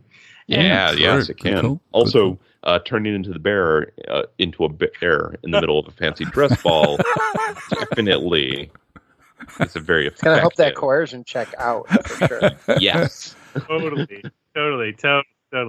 And of course, Jeremy, if you really want to see some magic-like powers or psionics, that are going to potentially could be used much more straight in a straightforward capacity in social combat as well as the regular combat. You can, of course, wait to the end of the quarter when we publish on the Foundry our Psionics Handbook. True. Which completed playtesting last quarter, and may have a few options for you there. Just saying. There you go. Just saying. Well, gentlemen, this leads us into Chapter 4, which we've really already talked about to a large degree. We didn't really have any questions on it, where we introduced the new tones of heist and noir. With noir, Sam, you said specifically something that was originally slated for the core rulebook, but had to get pulled and then pushed back into this. But we had the introduction of the heat mechanic, which is essential for a heist. God, yes. Yes. And then of course the internal monologue. All of this and both theme tones go great in Shadow of the Beanstalk and Android set as well. But dude, what a fun chapter. Oh, thank you. Yeah, Marker. Let's see. I believe Sterling wrote Noir originally, and then Marker wrote Heist newly for this one. Right. So. Yes, Heist is the Heat is my new favourite mechanic in this book, as far as I'm concerned. It's great. I love it. Yeah, Jason did a good job with that. Well, that's all the questions, and there were a lot of them. So if you've listened this far in all one sitting, you deserve a medal. So there was a lot. But, guys, thank you so much for going through all of those questions with us. And, if anybody does have any other questions, Sam provided his details at the top of the show that you might want to send him one. Obviously, again, it won't be necessarily official, but someone with his experience, it pretty much will be. So you can also always find me on Twitter at Sam B. Stewart, _B_Stewart. And yeah, I sometimes frequent the Genesys and D20 radio groups as well. Keith, do you have a Twitter handle? Yeah, at KR Kappel, spelled the same way as my last name. And I'm on the Discord a little, although it's hard to find me there unless you direct message me. Right. And like the Facebook is usually the best way to find me, Keith.Kappel. Well, gentlemen, I can't thank you both enough for taking so much of your time to come on and talk about this amazing product with us tonight. For me, I organize my books and my shelf in a certain way. Okay, and it's a very Byzantine and complex structure. And core rulebooks have their own special place. Supplementary books have their own special place. After my first read through, I had to scratch my chin. After my second read through, this little tome slid itself right alongside the core rulebook in the place where it belongs, as really a additional 120 pages that really are a part of that key core rulebook component. The work you've done has been masterful. And this truly is an amazing product. Thank you for taking all this time and going through it with us and being with us all tonight. It was my pleasure. Thank you. Mine as well. Thanks for having me. Wow. I know, right? So I don't think this has been a great show. I don't think I've had one this grueling since last time Order 66 did a Star Wars core rule release. I know. God, it's like we had Whitwer on the show or something, like 4.5 hours. Oh my God.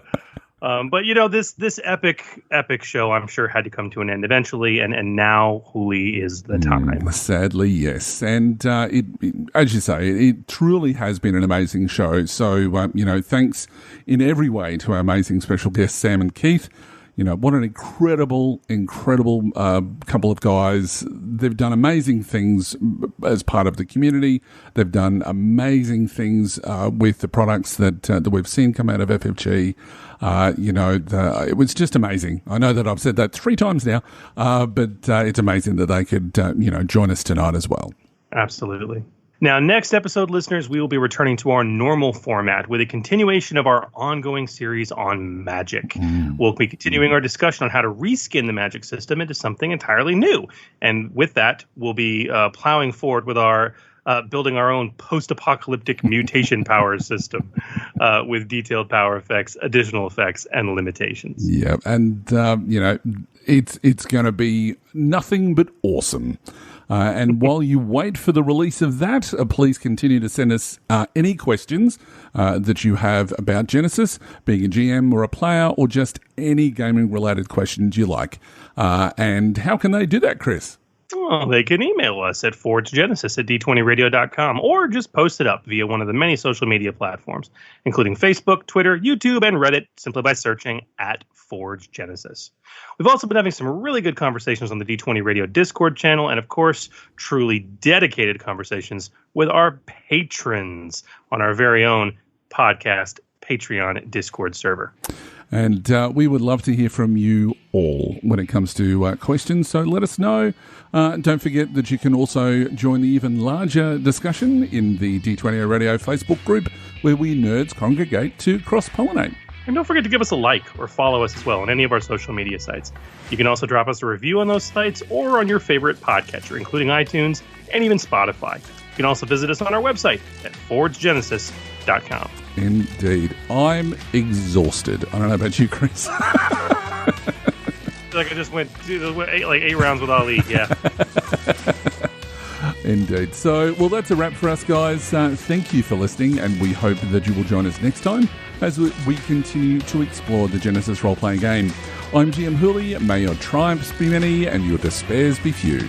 And I'm GM Chris, wishing you peace, love, and good gaming. Thanks again for joining us. Remember, the Forge Podcast, helping you hone your gaming edge. The Forge, a Genesys podcast, is a proud member of the D20 Radio Network. For more information about the network, visit www.d20radio.com. The Forge is a fan-generated podcast. All the information provided on the podcast, social media, and related website is not affiliated with Fantasy Flight Games or any of their licensors. The content of this podcast remains the property of The Forge, a Genesys RPG podcast, and is intended for educational and informational purposes only. The Genesys role-playing game, Genesys logo, Genesys Foundry, content, and all material remain the property of Fantasy Flight Games. All products available on the Genesys Foundry website remain the property of their respective companies and individuals. For more information about The Forge, a Genesys RPG podcast, visit www.forgegenesis.com.